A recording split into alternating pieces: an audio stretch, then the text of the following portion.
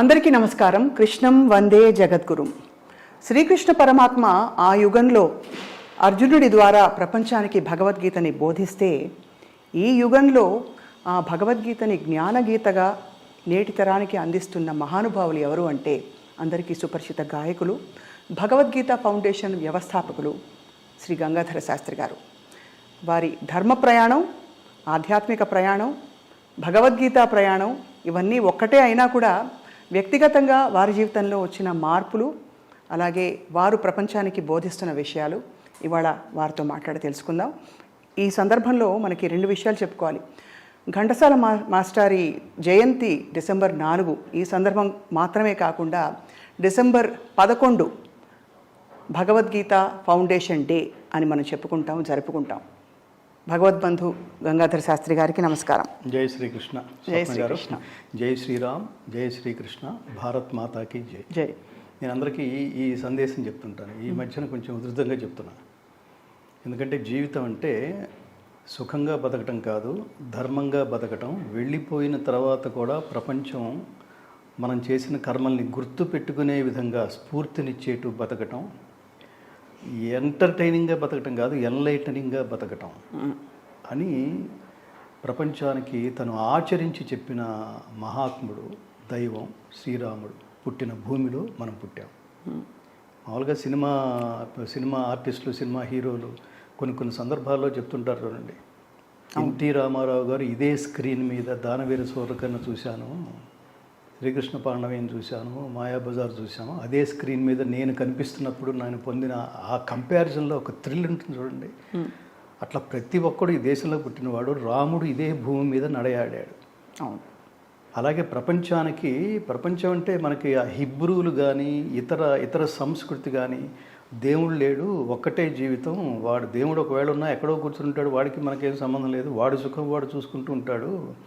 అందుకని మనం ఈ జన్మ ఎత్తింది మన సుఖం మనం చూసుకోవడానికి. అందుకని ఎవడో ఆలోచించకండి, దొరికినట్టు ఎంజాయ్ చేసేయండి ప్రతి వస్తు విశేషాన్ని అని అనుకున్న శకం. ఈ మనం చేసిన పాపాలన్నిటికీ శిక్షలని క్రిస్టియానిటీ, అట్లా ఆ తర్వాత జైనులని, ఆ తర్వాత ఇస్లాం అని రకరకాల మార్గాలు, రకరకాల అన్వేషణలు కొనసాగించిన నేపథ్యంలో ఏది తెలుసుకున్న తర్వాత కొన్ని లక్షల కిలోమీటర్ల దగ్గరకు కూడా ఇతర మతాల ఐడియాలజీ రాలేదో అది శ్రీకృష్ణ పరమాత్మ అర్జునుని నిమిత్తంగా చేసుకుని ప్రపంచ మానవాళి రాతని మార్చడం కోసం ఉపదేశించిన గీత ప్రపంచానికి పంచబడింది. అలాంటి జగద్గురువైన శ్రీకృష్ణ పరమాత్మ పుట్టిన ఈ భూమి మీద మనము పుట్టినందుకు గర్వపడదాం. ఈ రెండింటితో పాటు ఇద్దరినీ కని జీవితం అంటే ఏదో నువ్వు వచ్చి వెళ్ళిపోవడం కాదు. నీకెవరో తల్లిదండ్రులు ఉండుంటారు, వాళ్ళ తల్లిదండ్రులు ఉండుంటారు, మీకేదో వంశం ఉండుంటుంది. ఆ వంశ ప్రతిష్టని ప్రపంచానికి చాటి చెప్పిన మహానుభావుడు ఎవరో ఉండుంటాడు. అది నీకు బాధ్యత కావాలి. దానికి నా పితృదేవతల ఆశీర్వాదం నాకు లభించేట్టుగా నేనేదో something I have to give back to the society, to family.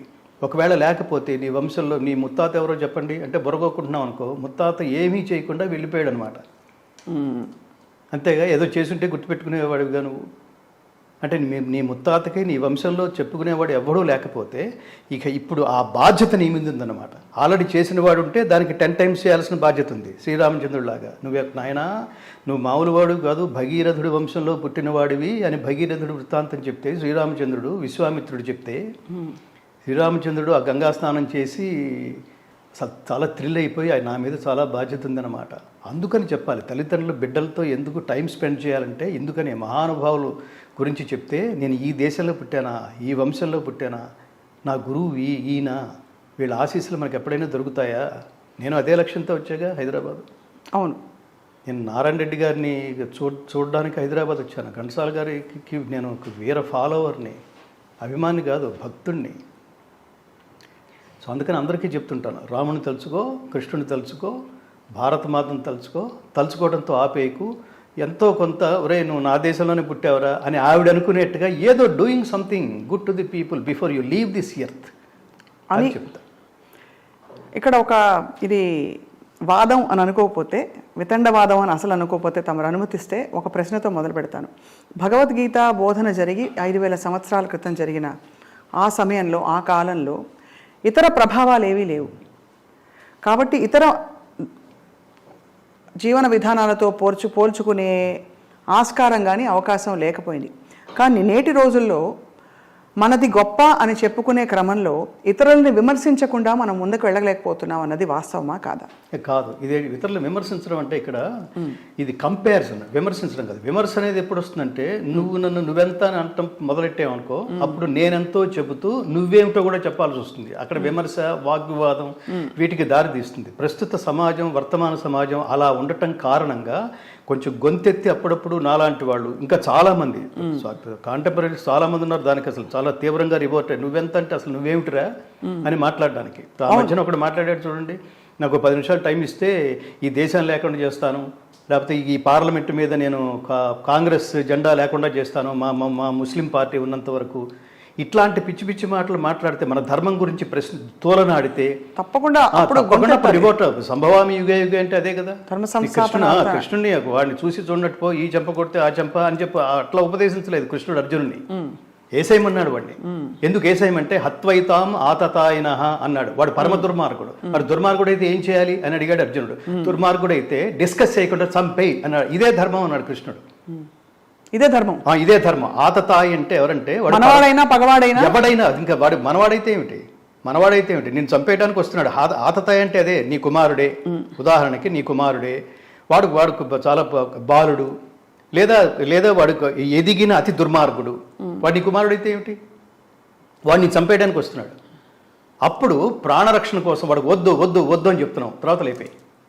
ఆతతాయి అంటే అర్థం మన వ్యావహారిక భాషలో ఆకతాయి అంటాం చూడండి. అవును అవును. దాని భగవద్గీత హత్వైతాం ఆతతాయినః. వాడు అంటే దుర్యోధనుడు, వాడు పరమ దుర్మార్గుడు. మనం చంపితే పాపం వస్తుందని అనుకుంటున్నాం కదా, చంపితే పాపం వస్తుందని తెలిసినా కూడా పాపానికి ఒడిగట్టిన వాడు అతి కిరాతకుడు అని అర్థం. ఇది పాపం అని తెలిసిన తర్వాత మనం ఎందుకు చేయాలి అని అంటున్నాడు అర్జునుడు. మొదటి అసలు గీత బిగినింగ్లో అర్జునుడు శ్రీకృష్ణుడి క్లాస్ తీసుకున్నాడు. ఇవన్నీ తెలిసి కూడా నన్ను యుద్ధానికి ఎందుకు పురిగొల్పుతున్నావని. సో ఆ సందర్భంలో అతను చేసిన ప్రయోగం ఆతతాయి. ఈ ఆతతాయి అంటే ఎవరిని ఆతతాయి అంటారు, ఇది డిస్కషన్. 6గురిని ఆతతాయిలు అంటారు. ఈ 6గురు ఎవరు? అగ్నిదహ, కొంపలకి నిప్పంటే అందరూ పడుకుని నిద్రపోతుంటే నిప్పంటించేసేవాడు. అది ఇల్లు కావచ్చు, లేదా వాళ్ళ ఆస్తులు కావచ్చు. పొలాల్లో, వరి పొలాల్లో కూడా కుప్పలు తగలపెట్టేస్తుంటారు చూడండి. అవును. సో ఈ ఇంటికి నిప్పంటించేవాడు, ఆస్తులకు నిప్పంటించేవాడు. గరదశ్చైవ, వాడు అన్నాల్లో, వాడు తినే ఆహారాల్లో విషం కలిపేవాడు. శస్త్రపాణిహి, మారణాయుధాలు ధరించి చంపేయడం కోసం తిరిగేవాడు. ధనాపహ, నువ్వు కష్టపడి సంపాదించిన ధనం, వాడు అసలు వాడిని ఏమనాలి, తెల్లవారితే కూతురు పెళ్లి కోసం వాడు పాపం బ్యాంకులో డ్రా చేసుకుని బీరువాలో దాచుకుని పడుకున్నాడు. బీరువా పక్క వేసుకుని ఒక రిటైర్డ్ స్కూల్ మాస్టర్. దాంతో ఆ సెంటిమెంట్స్తో ఏమీ సంబంధం లేదు. ఆ డబ్బు లేకపోతే ఇతను ఆత్మహత్య చేసుకున్నాడు అన్నట్టుగా ఒకడు వచ్చి దొంగతనం చేస్తాడు చూడండి. తెలిసి దుర్మార్గం. అది మామూలు దుర్మార్గం, అతి దుర్మార్గం ఉంటుంది దాన్ని.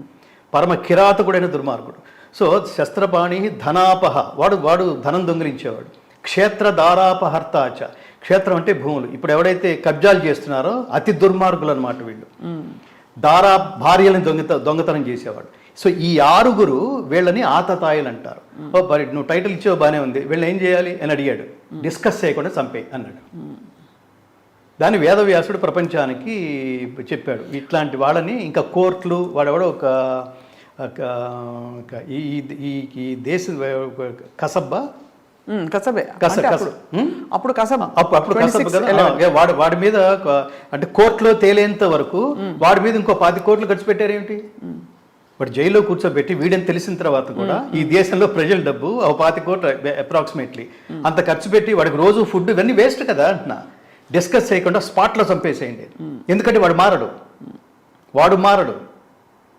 ఈ అతి కిరాతకులు, దుర్మార్గులు వాళ్ళ స్వభావం ఎలా ఉంటుందంటే అందితే చుట్టూ అందకపోతే కాళ్ళలాగా ఉంటుంది. వాడు సడన్గా దొరికిపోయాడు కాబట్టి ఇంకా ఈ తప్పు మళ్ళీ చేయనని అసలు వాడికి మోర్ దెన్ ఎన్టీ రామారావు లాగా యాక్ట్ చేస్తాడు. వాడు కాళ్ళ మీద పడిపోయి కాబట్టి కరిగిపోయి సరే వదిలేసి మీరు భిక్ష పెట్టండి, వాడు మళ్ళీ ఇంకో దానికి పాల్పడతాడు. వాడు అలాగే ఉంటాడు. అలా మనం చాలా చూసాం. అలా మనిషి స్వభావం అది.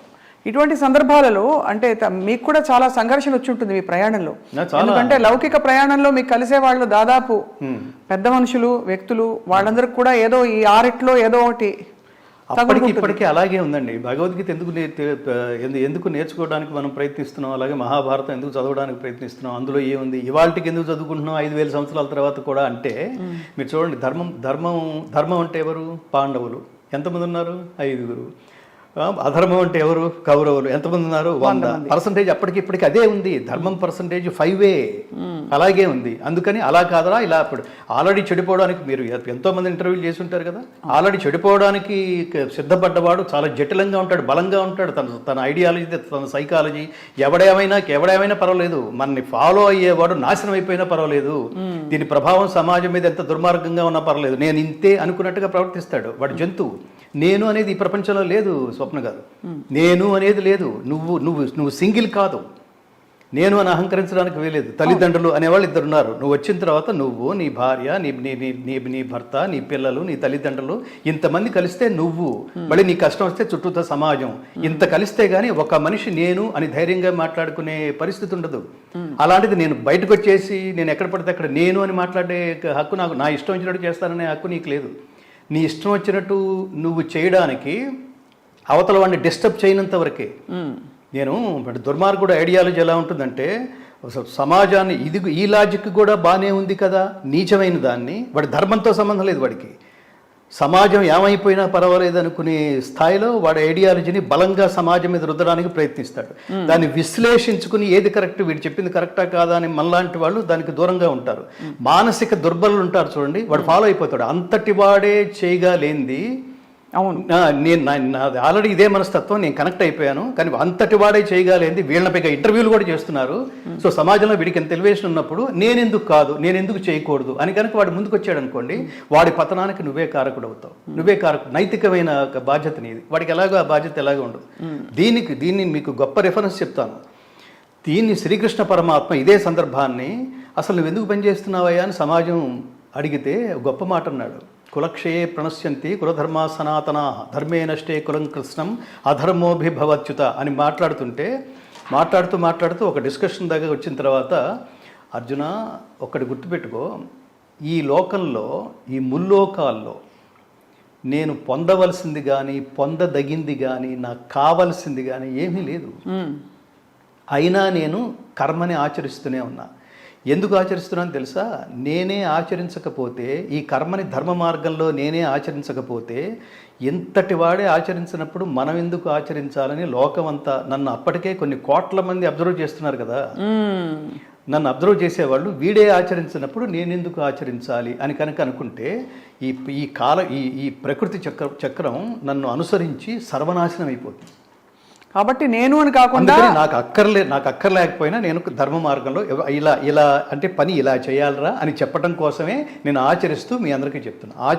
దీనివల్ల నాకేం ప్రయోజనం లేదు, కానీ మీరు ఆచరిస్తే లోకం బాగుంటుంది. సో అందుకని మన ఇష్టం వచ్చినట్టు మాట్లాడడానికి వీలేదు స్వప్న గారు. మన ఏ పాటలు పడితే అది ధర్మం కనుక తెలుసుంటే, ధర్మం అనేది చిన్నప్పటి నుంచే తల్లిదండ్రుల పిల్లలకు తెలుసుంటే బూతు పాటలు పాడే అవకాశం లేదు. మనం గాయకులం కాబట్టి చెప్తున్నాను. అది ఇప్పుడు నాకు అది పాడకపోతే నాకు తర్వాత వచ్చే పాటలు పోతాయి, ప్రొడ్యూసర్లు హర్ట్ అవుతారు. అందుకని ఇది నా వృత్తి ధర్మం అని మాట్లాడతారే, ఈ వృత్తి ధర్మం ఏంటి? వేశ్య వృత్తి ధర్మం అవుతుంది అది. కానీ గంగాధర్ గారు మీరు ప్రస్తావించారు కాబట్టే ఇందులోకి వెళుతున్నాను. గాయకులు కూడా గొప్ప చాలా అద్భుతమైన భక్తి సంగీతం, స్తోత్రాలు పాడిన వారు కూడా వృత్తి ధర్మంలో ఇది పాడను ఇది పాడతానని నిర్ణయించుకోకూడదు అని పెద్దలు చెప్పినట్టుగా వారు కూడా ఈ సంఘర్షణకి లోనయ్యి ఇంకా తప్పనిసరి పరిస్థితుల్లో వారు పాడిన సందర్భాలు ఉంటాయి. మరి ఏ విధంగా అలా అనద్దు తప్పనిసరి పరిస్థితి కాదు. ఇప్పుడు ఉదాహరణకి నేనున్నాను, యేసుదాస్ గారు ఉన్నారు, ఎంఎస్ సుబ్బలక్ష్మి గారు ఉన్నారు. వీళ్ళని ఉదాహరణ తీసుకోండి, వాళ్ళకేం తప్పదా? అసలు వాళ్ళు ఎంఎస్ సుబ్బలక్ష్మి గారు మహాతల్లి ఏ స్థాయిలో ఉందంటే, అసలు మనం ఏమిటి ఇంకా బిత్సం ఎత్తుకోవడమే మార్గమా? దేవుడే చూస్తాడు. రోడ్డు మీదకి వచ్చినా పర్వాలేదు అనుకుంటున్న టైంలో కంచి స్వామి, ఆవిడ ఆ స్థితిలో ఉంది. పివిఆర్కే గారు ఒకసారి వారి దగ్గరికి వెళ్ళి ఒక ప్రాజెక్ట్ పెడితే, ఆవిడ విడిగా డబ్బు ఇచ్చినా తీసుకోదు. ఆవిడ అంతటి ఆత్మగౌరవం ఉన్న కుటుంబం వాళ్ళది. వెళ్ళి ఒక ప్రాజెక్ట్ ఇవ్వండి అంటే అన్నమయ్య కీర్తనల ప్రాజెక్ట్ ఆవిడ దగ్గర తీసుకెళ్లారు. తీసుకెళ్ళి ఇది మీరు పాడాలి తల్లి అంటే అసలు సాక్షాత్తు వెంకటేశ్వర స్వామి మిమ్మల్ని నా దగ్గరికి పంపించినంత అనుభూతి చెందుతున్నాను, చాలా కృతజ్ఞతలు స్వామి అని. సో దీనికి వెంటనే ఆయన ఒక 5 నిమిషాలు మాట్లాడిన తర్వాత ఇగో ఈ చెక్ తీసుకోండి, ఇది అడ్వాన్సు, ఈ ప్రాజెక్ట్ పూర్తవగానే మిగతాది ఏదో ఇస్తాం. అసలు ముందు దీనికి ఆవిడతో పాడించాలని కాదు, ఆవిడ కుటుంబాన్ని ఆర్థికంగా నిలబెట్టడం కోసం ఇంతమంది మహానుభావులు చేసిన ప్రయత్నం. ఎందుకని దాదాపుగా రోడ్డు మీదకి వచ్చేసిన స్థితి అనమాట. అన్నం ఎలా, ఈ పూట ఎలా, అలాంటి స్థితి. ఆవిడ అసలు చాలా గొప్ప ఆధ్యాత్మికవేత్త, భక్తి అంటే ఆవిడే. అలాంటి స్థితిలో ప్రాజెక్ట్ వస్తే ఆవిడ ఏమన్నారు తెలుసా, డబ్బు ఇస్తున్నారేంటి, దేవుడి దగ్గర డబ్బు తీసుకుని పాడతానా, నో మిగతా ఏర్పాట్లు మీరు చేసుకోండి, నేను వచ్చి పాడి వెళ్తాను స్వామివారికి, అదే నా సమర్పణ అందంటే. ఆ స్థితిలో కూడా వాళ్ళని ఉదాహరణగా తీసుకోండి అంటున్నా. యేసుదాస్ గారు ఎప్పుడు ఆయన జీవితంలో ఎప్పుడు పాడలేదు, పాడాడు అంటే అది నీ మానసిక క్షుద్రం, హృదయ దౌర్బల్యం అంటాం. దానికేమి ఇఫ్లు బట్టలే ఉండవు, ఇది నేను పాడానండి సారీ, ఎవడు ఏమి చేయడు, నీకు ఆ పాటల వరకే ఉంటాయి. ఇప్పుడు నేను ఎప్పుడు అలా పాడలేదు. మరి అంటే పాడడం వచ్చిన మీరు నేను ఏదైనా పాడగలం కదా, గొంతున్నప్పుడు ఏదైనా పాడగలం కదా, ఇది వద్దు అనుకోవడమే సంస్కారం అంటున్నా నేను. వాళ్ళు తప్పనిసరి వాళ్ళకి లేదని వీళ్ళకి ఉందని నేను అది విమర్శల జోలికి నేను వెళ్ళలేదు. మీ ప్రిన్సిపల్ అది అంతే, దట్స్ ఆల్. నేను రికార్డింగ్కి వెళ్ళాను. రికార్డింగ్కి వెళ్తే అందులో నీ లుక్స్ మారుస్తా, నీ సెక్స్ మారుస్తా అనేదో లిరిక్ ఏదో ఉంది. ఉంటే అది నేను థియేటర్కి వెళ్ళాను, లిరిక్ చూస్తే ఆ లైన్ కనపడింది. నేను ఇది పాడలేనండి క్షమించండి అన్న. శాస్త్రి గారు అదేం దోషం కాదు, మనకి అప్లికేషన్లో సెక్స్ అనే ఉంటుంది కదా, అక్కడ మేలో ఫిమేలో రాస్తున్నాం కదా, ఇక్కడ కూడా అంతే, అదే ఉద్దేశంతో తప్ప ద్వందార్థంతో రాయలేదు. దీని సందర్భం ఏంటంటే హీరో ఆడదాని వేషం వేసుకుని తిరుగుతున్నాడు, ఆ విషయం గమనించిన హీరో ఫ్రెండ్స్ ఒరే నువ్వేనని మాకు అర్థమైపోయింది లేరా, నిన్ను మారుస్తాం అని చెప్పే సందర్భంలో ఇదన్నారు. అసలు నా నోట్లోంచి ఆ పదం అంత. ఆ పాట పాడడం వల్ల ఆ రోజు నాకు 45,000 వస్తాయి. మరి అదేంటది, ఎందుకని? స్వామి క్షమించాలి, నేను వితండవాదం మీతో పెట్టుకోను, మీరే జర్నలిస్ట్, చాలా సీనియర్. ఇక్కడ ఇప్పుడు మీ ఈ డాక్యుమెంటరీ ఇప్పుడు చూసినప్పుడు అసలు కళ్ళు చెమర్చి ఆనందంతో పాటు అయ్యో ఇంత పెద్ద యజ్ఞంలో నేను భాగం కాలేననే ఒక బాధ కూడా కలిగింది, ఆవేదన కలిగింది. అంత అద్భుతంగా ఉంది. మీరు చాలా గొప్ప యజ్ఞం చేశారు. అయితే ఇందులో ఎస్ జానకమ్మ గారి ఆశీస్సులు మీరు తీసుకున్నారు. ఇలాంటి పాటలు వారు చాలా పాడారు. మరి మీకు వ్యక్తిగతంగా సంఘర్షణ కలగదా స్వామి? ఎందుకంటే ఎస్పి బాలసుబ్రహ్మణ్యం గారు మహానుభావులు, ఏ శైవ క్షేత్రానికి వెళ్ళినా, ఏ పుణ్యక్షేత్రానికి వెళ్ళినా కూడా వారి పాట లేనిదే అసలు ఏది అక్కడ మారుమోగదు. అటువంటి మహానుభావులు ఎన్నో సందర్భాన్ని బట్టి, అది భక్తి కోసం కూడా కాదు, పాడారు ఇలాంటి పాటలు.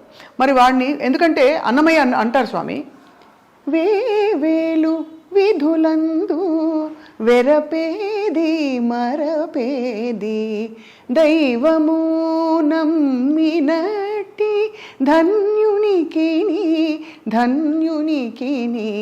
శ్రీ వెంకటేశ్వరుండు చిత్తములోనున్నవాడు ఈవలేది ఆవలేది ఇతని దాసునికిని తెలిసితే మోక్షము తెలియకున్న బంధము. మనస్ఫూర్తిగా శుభాకాంక్ష. ఇంతకంటే ఆ గొంతుకి ఇంతకంటే నేను గొప్ప గిఫ్ట్ ఇంకోటి ఉంటుందని నేను భావించాను స్వామి. ఇది నిజంగా ధర్మంలో కోర్గా ఉండేది మోక్ష స్థితి. ఆ మోక్షం అంటే ఏమిటో నిజంగా తెలుసుకునే క్రమంలో అడిగిన ప్రశ్న తప్ప ఏ విధమైన పిడివాదంతో అహంకారంతో కాదు. తమరి అమూల్యమైన, ఎందుకంటే మీరు ఇంత యజ్ఞం మీ జీవితాన్ని త్యాగం చేసి, ఫిల్మ్ జర్నలిస్ట్ అంటే అసలు అందరికీ తెలుసు ఎంత పాపులర్ ప్రొఫెషన్ అది. మీరు తలుచుకుంటే వాళ్ళ ఒక ఫిల్మ్ ప్రొడ్యూసర్ అయిపోయి ఇంకా ఏంటేంటో చేసేసి ఉండొచ్చు. అది కాదు అని ఇది ఎంచుకున్నప్పుడు, మీరు ఈ మార్గంలోకి వచ్చినప్పుడు స్వామి, మీకు ఇంత నిర్దిష్టమైన అనుభవపూర్వక అభిప్రాయాలు ఏర్పడినప్పుడు ఇది తెలుసుకునే ప్రయత్నంగానే అడిగాను నేను. మనం ఏ విధంగా అంటే ప్రపంచంలో చుట్టూ చూస్తే ఎక్కడో అక్కడ ప్రతి చోట ప్రతి వారి జీవితంలో అది భుక్తి కోసమో ముక్తి కోసమో తెలియకో అక్కర్లేకో కావాలనో అనేక రకాలవి జరుగుతున్నాయి. ఇటువంటి ప్రయాణంలో మనం అందరం భగవద్బంధువులం అనే ఒక అంతర్మథనంతో మనం ఎలా కలిసి ప్రయాణించవచ్చో తమరి నోట వినాలనుంది స్వామి. ఇప్పుడు కలియుగంలో ధర్మం కలియుగే ప్రథమ పాదంలో నడుస్తోంది. ఈ ప్రథమ పాదంలో కూడా కుంటుకుంటూ అది నిజంగా ఒంటి పాదంతోనే నడుస్తోంది. ఈ ధర్మ మార్గంలో మీరు వెళుతున్నప్పుడు ఎదురయ్యే దారుణమైన సంఘటనలన్నీ పరీక్షలుగా భావిస్తేనే మీరు చిట్ట చివరి ఒక క్యారెక్టర్తో నిలబడతారు. ఇది గుర్తుపెట్టుకోండి. ఇందులో ఇఫ్స్ బట్స్ ఏముండవు. నేను ఈ మార్గంలో వెళితే నాకు 10,000 వస్తాయి, ఈ మార్గంలో వెళితే 10 కోట్లు వస్తాయి అనుకోండి. That shows your character. నాకు 10,000 చాలు అనుకుంటే that is the character. That is your character. ఆ మార్గంలో ఉన్నప్పుడు నేను ఘంటసాల గారికి వీరాభిమాన్ని కదా. ఇది ఆ అభిమాని అయ్యుండి నేను వేదికల మీద ఆయన పాటలు అన్నీ పాడుతూ లేలే నారాజు నేను ఎప్పుడు పాడేవాడిని కాదు. అది ఏమిటి అంటే అది తల్లిదండ్రులు పంచిన సంస్కారం. అది సినిమాలో సందర్భం కోసం ఆయన పాడి ఉండొచ్చు. ఈ సందర్భాన్ని మళ్ళీ స్టేజీ మీద నేను మళ్ళీ దాన్ని పాపులర్ చేయాల్సిన అవసరం లేదు అనుకుంటూ ఉండేవాడిని. అదేంటంటే అది జీవలక్షణం. దీని సంస్కారం అంటారు. దీని సంస్కారం అంటారు. నేను మిమ్మల్ని అంటే సంబడీస్ని చూసి నేను కూడా ఇలాంటివి పాడితే పాపులర్ అవుతాను, దాని ధర్మం అనరు. ధర్మం తప్పావు అంతే, అది అక్కర్లేదు అనుకున్నావు అంతే. దీని మీద మనం అసలు దీర్ఘమైన చర్చ వద్దు. కానీ అది ఆ వ్యక్తిగతమైన అభిప్రాయంతో వ్యక్తిగతమైన మార్గంలోకి వెళ్తూ సింగర్స్ అంటే అన్నీ పాడాలి కదా అంటే ఇంకా అసలు దాని మీద మనం గంటల తరబడి చర్చ చేయొచ్చు. నేను అందుకని మీకు ఉదాహరణ చెప్పింది. ఎంఎస్ సుబ్బలక్ష్మి అలా అనుకోలేదు. నాకు ఆవిడ ఆదర్శం. నేను ఘంటసాల గారు పాడే అనేక పాటల్లో నేను అసలు హైదరాబాద్ వచ్చింది నా జీవితంలో నేను ముగ్గురిని చూద్దాం అనుకున్నానండి. అది కుదరలేదు. అది మొదటి మహానుభావుడు ఘంటసాల గారు. ఘంటసాల గారి మీద నాకు అభిప్రాయం ఏర్పడే సమయానికి బాలసుబ్రహ్మణ్యం ఆయన పాటలు ఉధృతంగా సమాజంలో నాకు వినిపిస్తున్నవే అవి. నేను 10th క్లాస్ ఇంటర్మీడియట్కి వచ్చే టైంకే అసలు విపరీతంగా చిరంజీవి గారు ఇవి ఆ డ్యాన్స్ పాటలు కదిపే పాటలు అప్పటికి నా చెవిని పడలా, కుదిపే పాటలు ఎక్కువ పడ్డాయి. కానీ ఆ మాయలో వెళ్ళొచ్చు కదా, మనం ఏది వింటున్నామో దాని ప్రభావం ఉండాలి కదా. అలా లేదు అంటే ఇక్కడే కర్మ సిద్ధాంతం అంటున్నాను. అదేదో ప్రపంచంలో 10 మంది అటువైపుకి వెళ్ళిపోతున్నారు, ఆ డ్యాన్స్ వైపుకి. నాకు వెళ్ళాలనిపించట్లేదు. ఎందుకు అనిపించట్లేదంటే అది నీ జీవలక్షణం. అది అంటే నువ్వు ఎప్పుడో చేసుకున్న కర్మఫలం వల్ల నేను ఇప్పుడు ఒక ఇన్సిడెంట్ చెప్తుంటాను. ఈ పాట రాసిన ఈ కావ్యఖండిక రాసిన మహాత్ముడి దగ్గరికి నేను వెళ్ళాలి.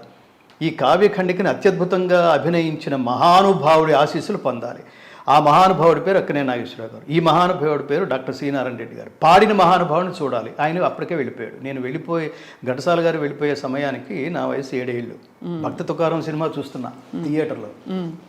పూజకు వేళాయరా రంగ పూజకు వేళాయరా ఆవిడ అంగాంగ ప్రదర్శనతో అభినయిస్తోంది.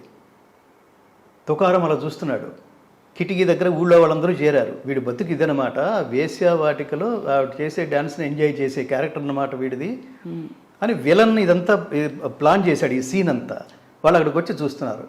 పాట అంతా పూర్తవగానే ఇతని స్పందన భిన్నంగా ఉంటుందని ఆ కిటికీ దగ్గర ఉన్న వాళ్ళందరికీ ముందు పడిపోయింది. ఇంత మహాద్భుతమైన అందగత్తె కడుపున నేను బిడ్డగా ఎందుకు జన్మించలేకపోయానమ్మా అని బాధపడుతున్నాను. నువ్వు అందగత్తెవే కాదు, మహానాట్యగత్తెవి. నీ కడుపున నేను ఎందుకు బిడ్డలాగా జన్మించలేకపోయాను? నీ ఒళ్ళో పడుకుని నీ ప్రేమను చూరగొనే బిడ్డగా నాకెందుకు పరమాత్మ నాకెందుకు జన్మనివ్వలేదన్నాడు. అసలు ఏం సంస్కారం అది? చూసి అది విని అప్పుడప్పుడే నేను ఇంటర్మీడియట్ రోజుల్లో ఆ సంగీతానికి ఆ ఘంటసాల గారి గానానికి నేను అలాంటి గొంతు మళ్ళీ వినలేదు. మనం సంగీతాన్ని విశ్లేషించేవాళ్ళం. ఒక గాత్రం అంటే అర్థం అంటే గానం అందరూ పాడగలిగే వాళ్ళందరూ పాడతారండి. గొంతు దేవుడు ఇవ్వాలి. ఏ గొంతు ఇచ్చారో ఆ గొంతుతోనే మీరు పాడగలరు. ఇక్కడ గొంతు సరిగ్గా లేకుండా పాట అద్భుతంగా పాడేవాళ్ళు ఇండస్ట్రీలో చాలామంది ఉన్నారు. అవును గొంతు బాగుండదు. అంటే రావాల్సినంత ఘంటసాల గారి రోజుల్లో గాత్రాలంటే అవన్నీ దబాయించి రౌండెడ్గా ఉండేవి. ఘంటసాల గారి గొంతు దబాయించి పాడరా అనేవాళ్ళు. సుశీలమ్మ అనేవారు. సుశీల్ గారు వీళ్ళిద్దరు. మిగతావన్నీ కొంత ముక్కుతో, కొంత కొండ నాలుగుతో, కొంత అవన్నీ కూడా మాధుర్యంగా అవన్నీ నేను అంటుంటాను, అవన్నీ తేనె తాగుతున్నట్టు ఉండేవి. ఘంటసాల గారిది సుశీల్ది మాత్రమే, వాళ్ళిద్దరు గాత్రాలు మాత్రమే అమృతం తాగుతున్నట్టు ఉంటుంది. ఆ గొంతులో గమకాలు జార్చినట్టు ఉండవు, జాలువారుతున్నట్టు ఉంటాయి. ఘంటసాల గారి గాత్రంలో పవిత్రత మీరు వేరే గాత్రాలు ఉంటుందంటే నేను నమ్మలేను. ఆ ఘంటసాల గారి కంటే కూడా తర్వాత కాలంలో ఉన్న వాళ్ళు భక్తి పాటలు ఎక్కువ విపరీతంగా పాడేసిన వాళ్ళు ఉన్నారు. అందులో భక్తి నాకు ఎప్పుడూ కనపడలేదు. ఇంత భక్తి అసలు అవి వినిపిస్తాయి అంతే. అవి వినిపిస్తాయి అంతే. అవి ఎన్ని గుళ్ళలో మోగినా కూడా ఆల్టర్నేటివ్ లేక పెట్టుకోవటమే అంతే. నేను చెప్తున్నాను కదా, ఈ సందర్భంగా మీ గొంతులో మీరు ఇప్పుడు పాడారు, ఒక్కొక్క గమకం ఎంత సంపూర్ణంగా అద్భుతంగా పలికారు ఇప్పుడు. అది నా కాన్ఫిడెన్స్. అది అట్లా ఘంటసాల గారి గొంతులో మాధుర్యం తర్వాత నేను ఎక్కడ వినలేదు. ఘంటసాల గారి గొంతులో ఆర్ద్రత నేను తర్వాత ఎక్కడ వినలేదు. ఘంటసాల గారి గొంతులో పవిత్రత నేను ఎక్కడ వినలేదు. ఘంటసాల గారి గొంతులో పరమశాంతి నేను ఎక్కడ వినలేదు. ఒక గాయకుడిని పట్టుకుని ఈ స్ఫూర్తిగా తీసుకుని మనం వెళ్ళిపోయిన తర్వాత కూడా మిగిలిపోయేటంత స్ఫూర్తిని గ్రహించి ఒక ప్రాజెక్ట్ చేయగలగటం అన్నది నేను ఆత్మగౌరవంతో చెప్తున్నాను. ఘంటసాల గారు, నేను, ఆయన కొన్ని వేల మంది శిష్యులు ఉన్నారు, కొన్ని వేల మంది ప్రభావితం అయిపోయి ఉన్నవాళ్ళు. ఆయన నాకు ఇచ్చిన స్ఫూర్తిని నేను స్టేజ్ల మీద పాడుకుని క్యాష్ చేసుకోవటం కాదు, నా యావదాస్తి దానికోసం నేను చేసి ఆయన అసంపూర్ణంగా గానం చేసిన భగవద్గీతని కంప్లీట్ చేసి జస్ట్ రికార్డు కోసం కాదు స్వప్న గారు, రికార్డు కోసం కాదు, దీన్ని జనసామాన్యానికి తీసుకువెళ్ళి భగవద్గీత ప్రచారం కోసమే నా జీవితాన్ని అంకితం చేస్తాను. హరిని కీర్తించు నా నాలుక నరుని కీర్తించదు అని అన్నమయ్య ఎలా అన్నాడో అంతటి స్ఫూర్తిని ఘంటసాల గారు ఈ దేశంలో ఒకడికి ఇవ్వగలిగారు అంటే అది నేనని గర్వంగా చెప్పుకుంటా. ఆయన పాట కాకుండా ఇంకెవరి పాట అయినా కనుక నేను ఆదర్శంగా తీసుకుని తర్వాత కాలంలో ఏం చేయగలిగి ఉండేవాడిని నేను ఆలోచిస్తే సమాధానం 0 అని వినిపిస్తుంది నాకు. అవును, ఇంకా ఎంత గొప్ప గాయకుడైనా ఆయన్ని ఇన్స్పిరేషన్గా తీసుకుని నేను ఇప్పుడు తర్వాత ఆయన కొనసాగింపుగా ఏం చేయగలను అంటే ఒక్క సబ్జెక్ట్ లేదు స్వప్న గారు, ఒక్క సబ్జెక్ట్ లేదు వాస్తవం. అందుకని నన్ను భవదీయ దాసుని మనంబుననేయపు కింకపూని తాచిన అది నాకు మన్ననయా చెల్వగు నీ పద పల్లవంబు మత్తను పులకాగ్ర కంటక వితానము తాచిన నచ్చునంచునేననియద అల్కమానవు గదాయికనైనా అరాళ కుంతలా అరాళ కుంతలా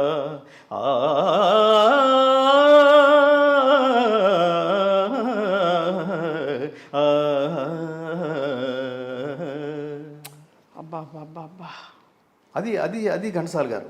నేను భగవద్గీతలో రావడానికి ప్రధానమైన కారణం ఘంటసాల గారు ఆ గమకం యాజ్ ఇట్ ఈస్గా నాకు పడుతుందనే కాన్ఫిడెన్స్ ఉండటం వల్ల ఘంటసాల గారు పాడిన భగవద్గీతలో 108 శ్లోకాలు యథాతథంగా అలాగే పాడగలననే కాన్ఫిడెన్స్తో అది వచ్చిన తర్వాత నేను ఇందులోకి దిగాను. లేకపోతే జస్ట్ లైక్ దట్ నేను ఆత్మవిమర్శకుడిని, తర్వాత పాత్రికేయ విమర్శకుడిని, తర్వాత సంగతి కింద కూర్చున్నప్పుడు వేదిక మీద కింద కూర్చున్నప్పుడు ఏమి ఆర్ద్రత. నాకు ఇంకొక ఇన్స్పిరేషన్ ఉన్నాడు. ఘంటసాల గారి పాట నాకు ఇన్స్పిరేషన్ అయితే స్టేజీల మీద ఘంటసాల గారి పాట నేను దూరంగా కూర్చుని వింటుంటే అలాగే పాడుతున్నట్టుండేది మిత్ర గారు.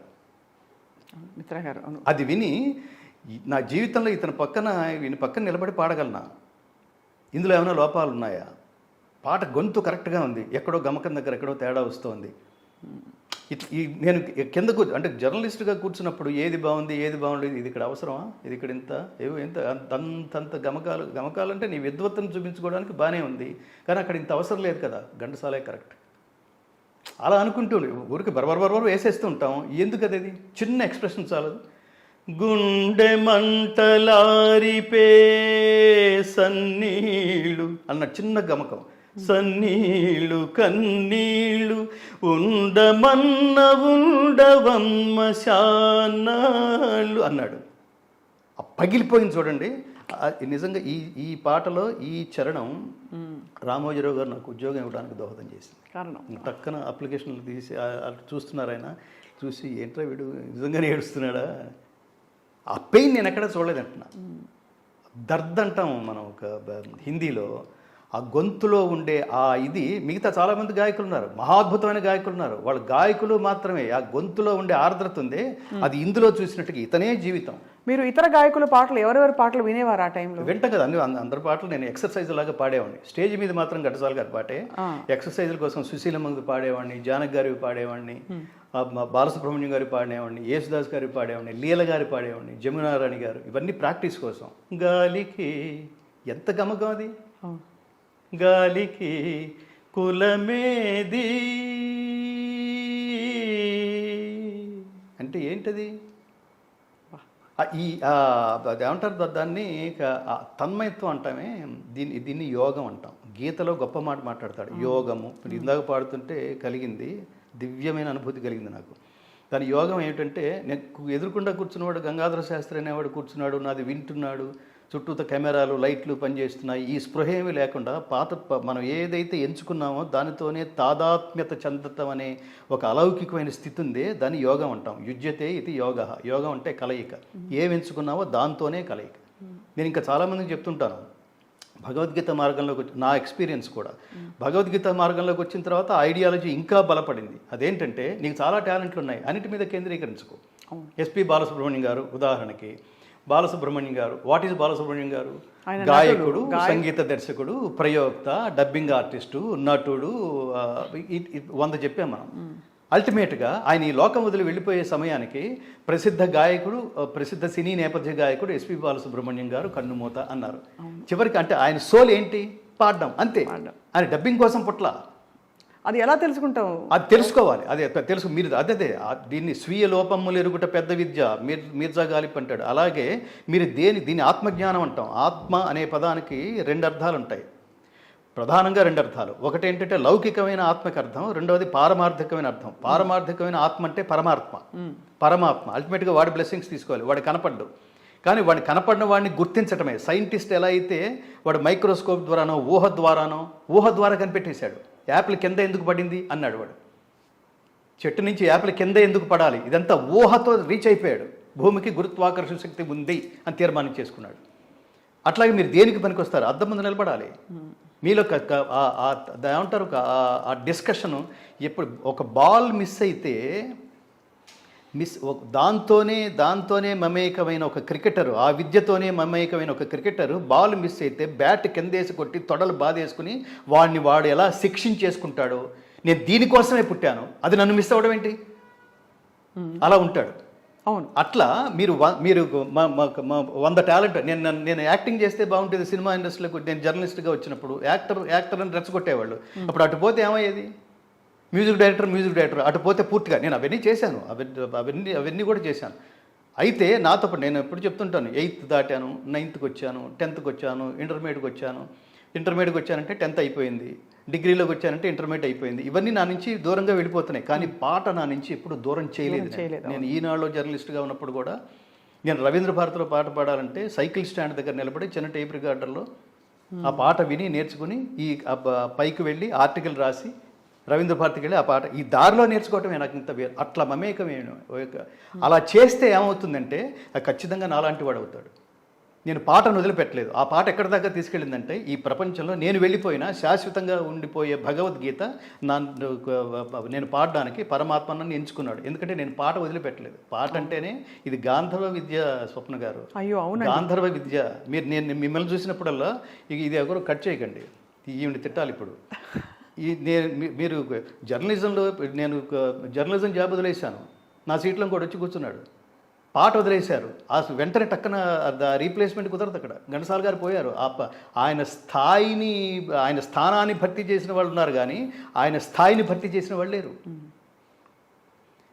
అది కనుక మనకు తెలుసుంటే, మీరు రెండో పని పెట్టుకున్నారు అంటే మొదటి పని మీరు 100% చేయడంలో మీరు ఎక్కడో విఫలరవుతున్నారని అర్థం.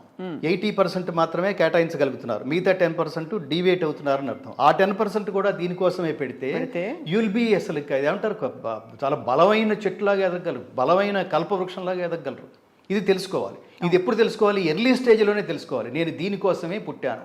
భగవద్గీతలో చెప్పే కర్మ ఇదే. మనం వెళ్ళిపోయే టైంకి, ఈ జీవుడు పడిపోయే సమయానికి మన చుట్టూ మూగిన వాళ్ళు వీడు దీనికోసమే పుట్టాడురా అని అనుకోకపోతే, ఆ దీనికోసమే పుట్టాడన్నది వాడు ప్రతిరోజు మందు కొట్టి పడిపోయేవాడు వీడు దీనికోసమే పుట్టాడు అనుకోవటం అది కాదు. అది దేనికోసం అంటే వాడు నువ్వు కొన్ని కోట్ల మంది ప్రభావితం, ఒక సబ్జెక్టుతో కొన్ని కోట్ల మంది ప్రభావితం చేస్తూ చేస్తూ చేస్తూ ఒక లాంగ్ జర్నీ గడుపుతున్నప్పుడు వాడు సడన్గా వెళ్ళిపోతే, ఈ లోకంబున వృద్ధి కాదగిన ఏ విద్యలల్లాడునో అన్నాడు చూడండి ఒక మహానుభావుడు. అట్లా మన గురించి ప్రపంచం అలా అనుకోవాలి. వీళ్ళు దీనికోసమే పుట్టాడు. అన్నమయ్య పాటల కోసమే పుట్టాడు. వేటూరి పాటలు వీళ్ళు డీవియేట్ అవ్వలేదు. మహర్షులు వాళ్ళు తపస్సులు. అది అంటున్నా.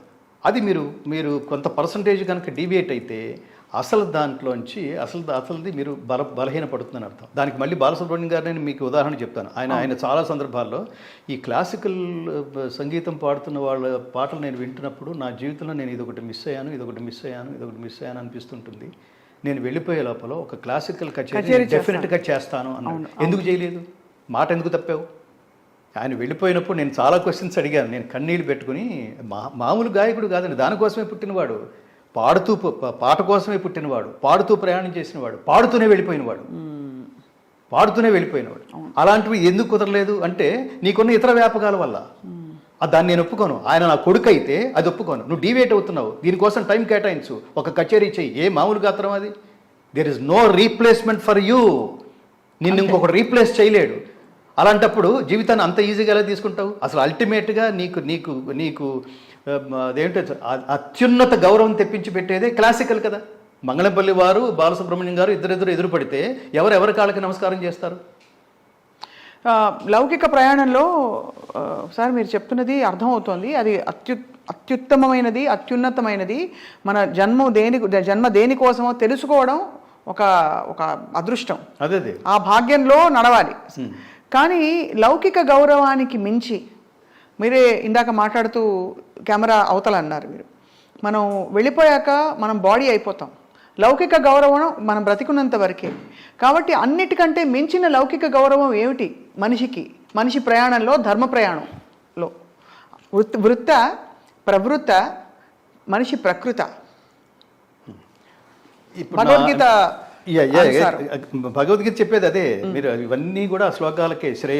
శ్రేయాన్ స్వధర్మో విగుణః పరధర్మాత్ స్వనుష్ఠితాత్ స్వధర్మే నిధనం శ్రేయః పరధర్మో భయావహః.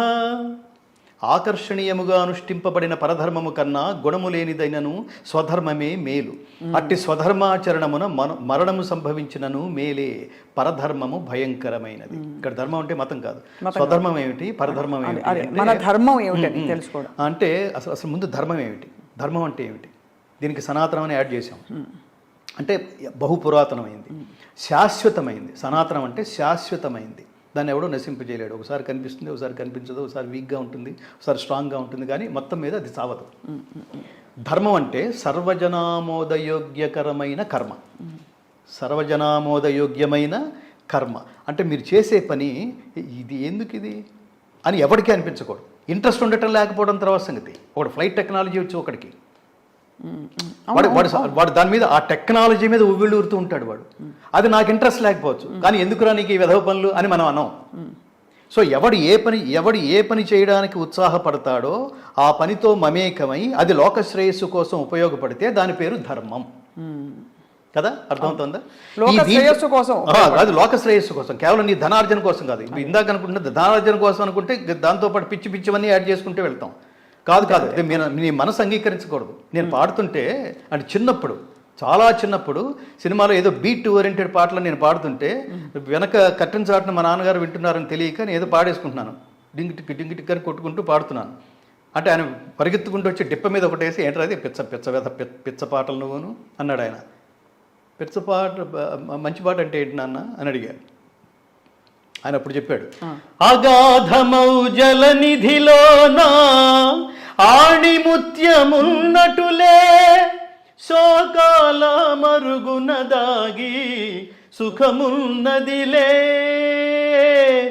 ఏది తనంత తానై నీదరికి రాదు, శోధించి సాధించాలి అది ధీరగుణం. కలకానిది, విలువైనది. అసలు ఆ మార్గంలో వెళ్ళటానికి నాన్నగారు ప్రధానమైన కారణం. మీకు చిన్నప్పుడే ఏది మంచి ఏది చేయకూడదు డిస్కస్ చేయాలి. డిస్కస్ చేస్తే వాడికి అవును ఈ మార్గంలోనే వెళితే బెటరు, అమ్మ చెప్పింది కరెక్ట్, యు ఆర్ రైట్ నాన్న. ఈ డిస్కషన్స్ జరగట్లేదు ఇప్పుడు. మీరు అన్నారు లౌకికమైన స్థాయి ప్రెస్టేజ్, అది మీరు ఊహిస్తే రాదు. అది మీరు ఊహిస్తే, మీరు ప్లాన్ చేసుకుంటే రాదు. లౌకికంగా ఉండే మీ కీర్తి ప్రతిష్టలు ఉన్నాయి, మీరు చేసే పని బట్టి వస్తుంది, మీరు చేసే కర్మని బట్టి వస్తుంది. భగవద్గీత మొదలయ్యేటప్పుడు నేను ఎప్పుడో మీతోనే అని అంటున్నాను, 4 రోజులు కనిపించకపోతే వాళ్ళ మార్కెట్లో 4 రోజులు కనిపించకపోతే 4 ఛానల్స్లో కనిపించకపోతే 5వ రోజు మనం మాయమైపోతాం, ప్రపంచం మన ఎవరు గుర్తుపెట్టుకోరు అని అనుకునే ఈ రోజుల్లో స్వప్న గారు, నేను 9 సంవత్సరాలు ప్రపంచానికి కనిపించలేదు, భగవద్గీత అనే తపస్సులో ఉన్నా, నేనేం చచ్చిపోలేదు, నేను కీర్తి కండూతితో నేనేమీ బతికేయలేదు. కీర్తిని చిచ్చు అంచుపైన నడిచొచ్చేదే నిక్కమైన కీర్తి అన్నారు చూడండి. మనం వెళ్ళిపోయిన తర్వాత ప్రపంచం మన గురించి ఏం మాట్లాడుకుంటుందో అది కీర్తి. బతికున్నప్పుడు భజన చేస్తారు మన వెనకాల, అది కీర్తి కాదు. అది సినిమా పాటకి ఎక్స్పైరీ డేట్ ఉన్నట్టు అన్నమయ్య పాటకి ఎక్స్పైరీ డేట్ ఉండదు. అది 500 సంవత్సరాలు అయింది, ఇప్పటికీ ఇంకో 5000 సంవత్సరాలు ఉంటుంది. అవును, ఎందుకంటే ఆయన ఎంటర్టైన్మెంట్ కోసం రాయలేదు, ఎన్లైటైన్మెంట్ కోసం రాశాడు. ఎవరిని చూసి ఇన్స్పైర్ అయ్యాడో, ఎవడు శాశ్వతం అనుకుని ఇన్స్పైర్ అయ్యాడో అన్నమయ్య, ఆయనకే రాసి దాచుకో నీ పాదాలకు తగనే చేసిన పూజలివి పూచి నీ కీర్తి రూపు పుష్పములివి అయ్యా,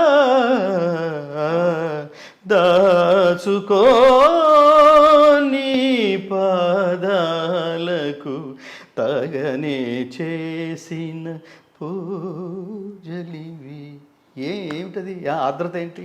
ఆయన మొహంక చూడడం ఏంటి? ఆయనతో మాట్లాడడం ఏంటి? ఈ వన్ సైడ్ లవ్ ఏంటి? ఆయన ఏమి రెస్పాండ్ అవ్వడం ఏంటి? ఇన్ని రాసినా నీకు నీ మొహంలో నేను ఎక్కడ ఆర్ద్రత చూడలేకపోతున్నాను, సాటిస్ఫాక్షన్ చూడలేకపోతున్నాను. నా ఏజ్ అయిపోయింది, 32,000 రాశాను ఇప్పటికీ, ఇంకా ఏం ఆశిస్తున్నావయ్యా? ఆయనతోనే మాట్లాడుతున్నాడు. ప్రపంచం నా పాట బాగుందా, డివేట్ అవ్వట్లేదు, ప్రపంచం వైపుకి రావట్లేదు. కీర్తి అనేది అసలు మనం పని చేస్తున్నవాడు, మీరు ఎప్పుడైతే పని చేస్తున్నంతసేపు కీర్తి గురించి మాట్లాడారో, కర్మ సిద్ధాంతం దీన్ని అంగీకరించదు.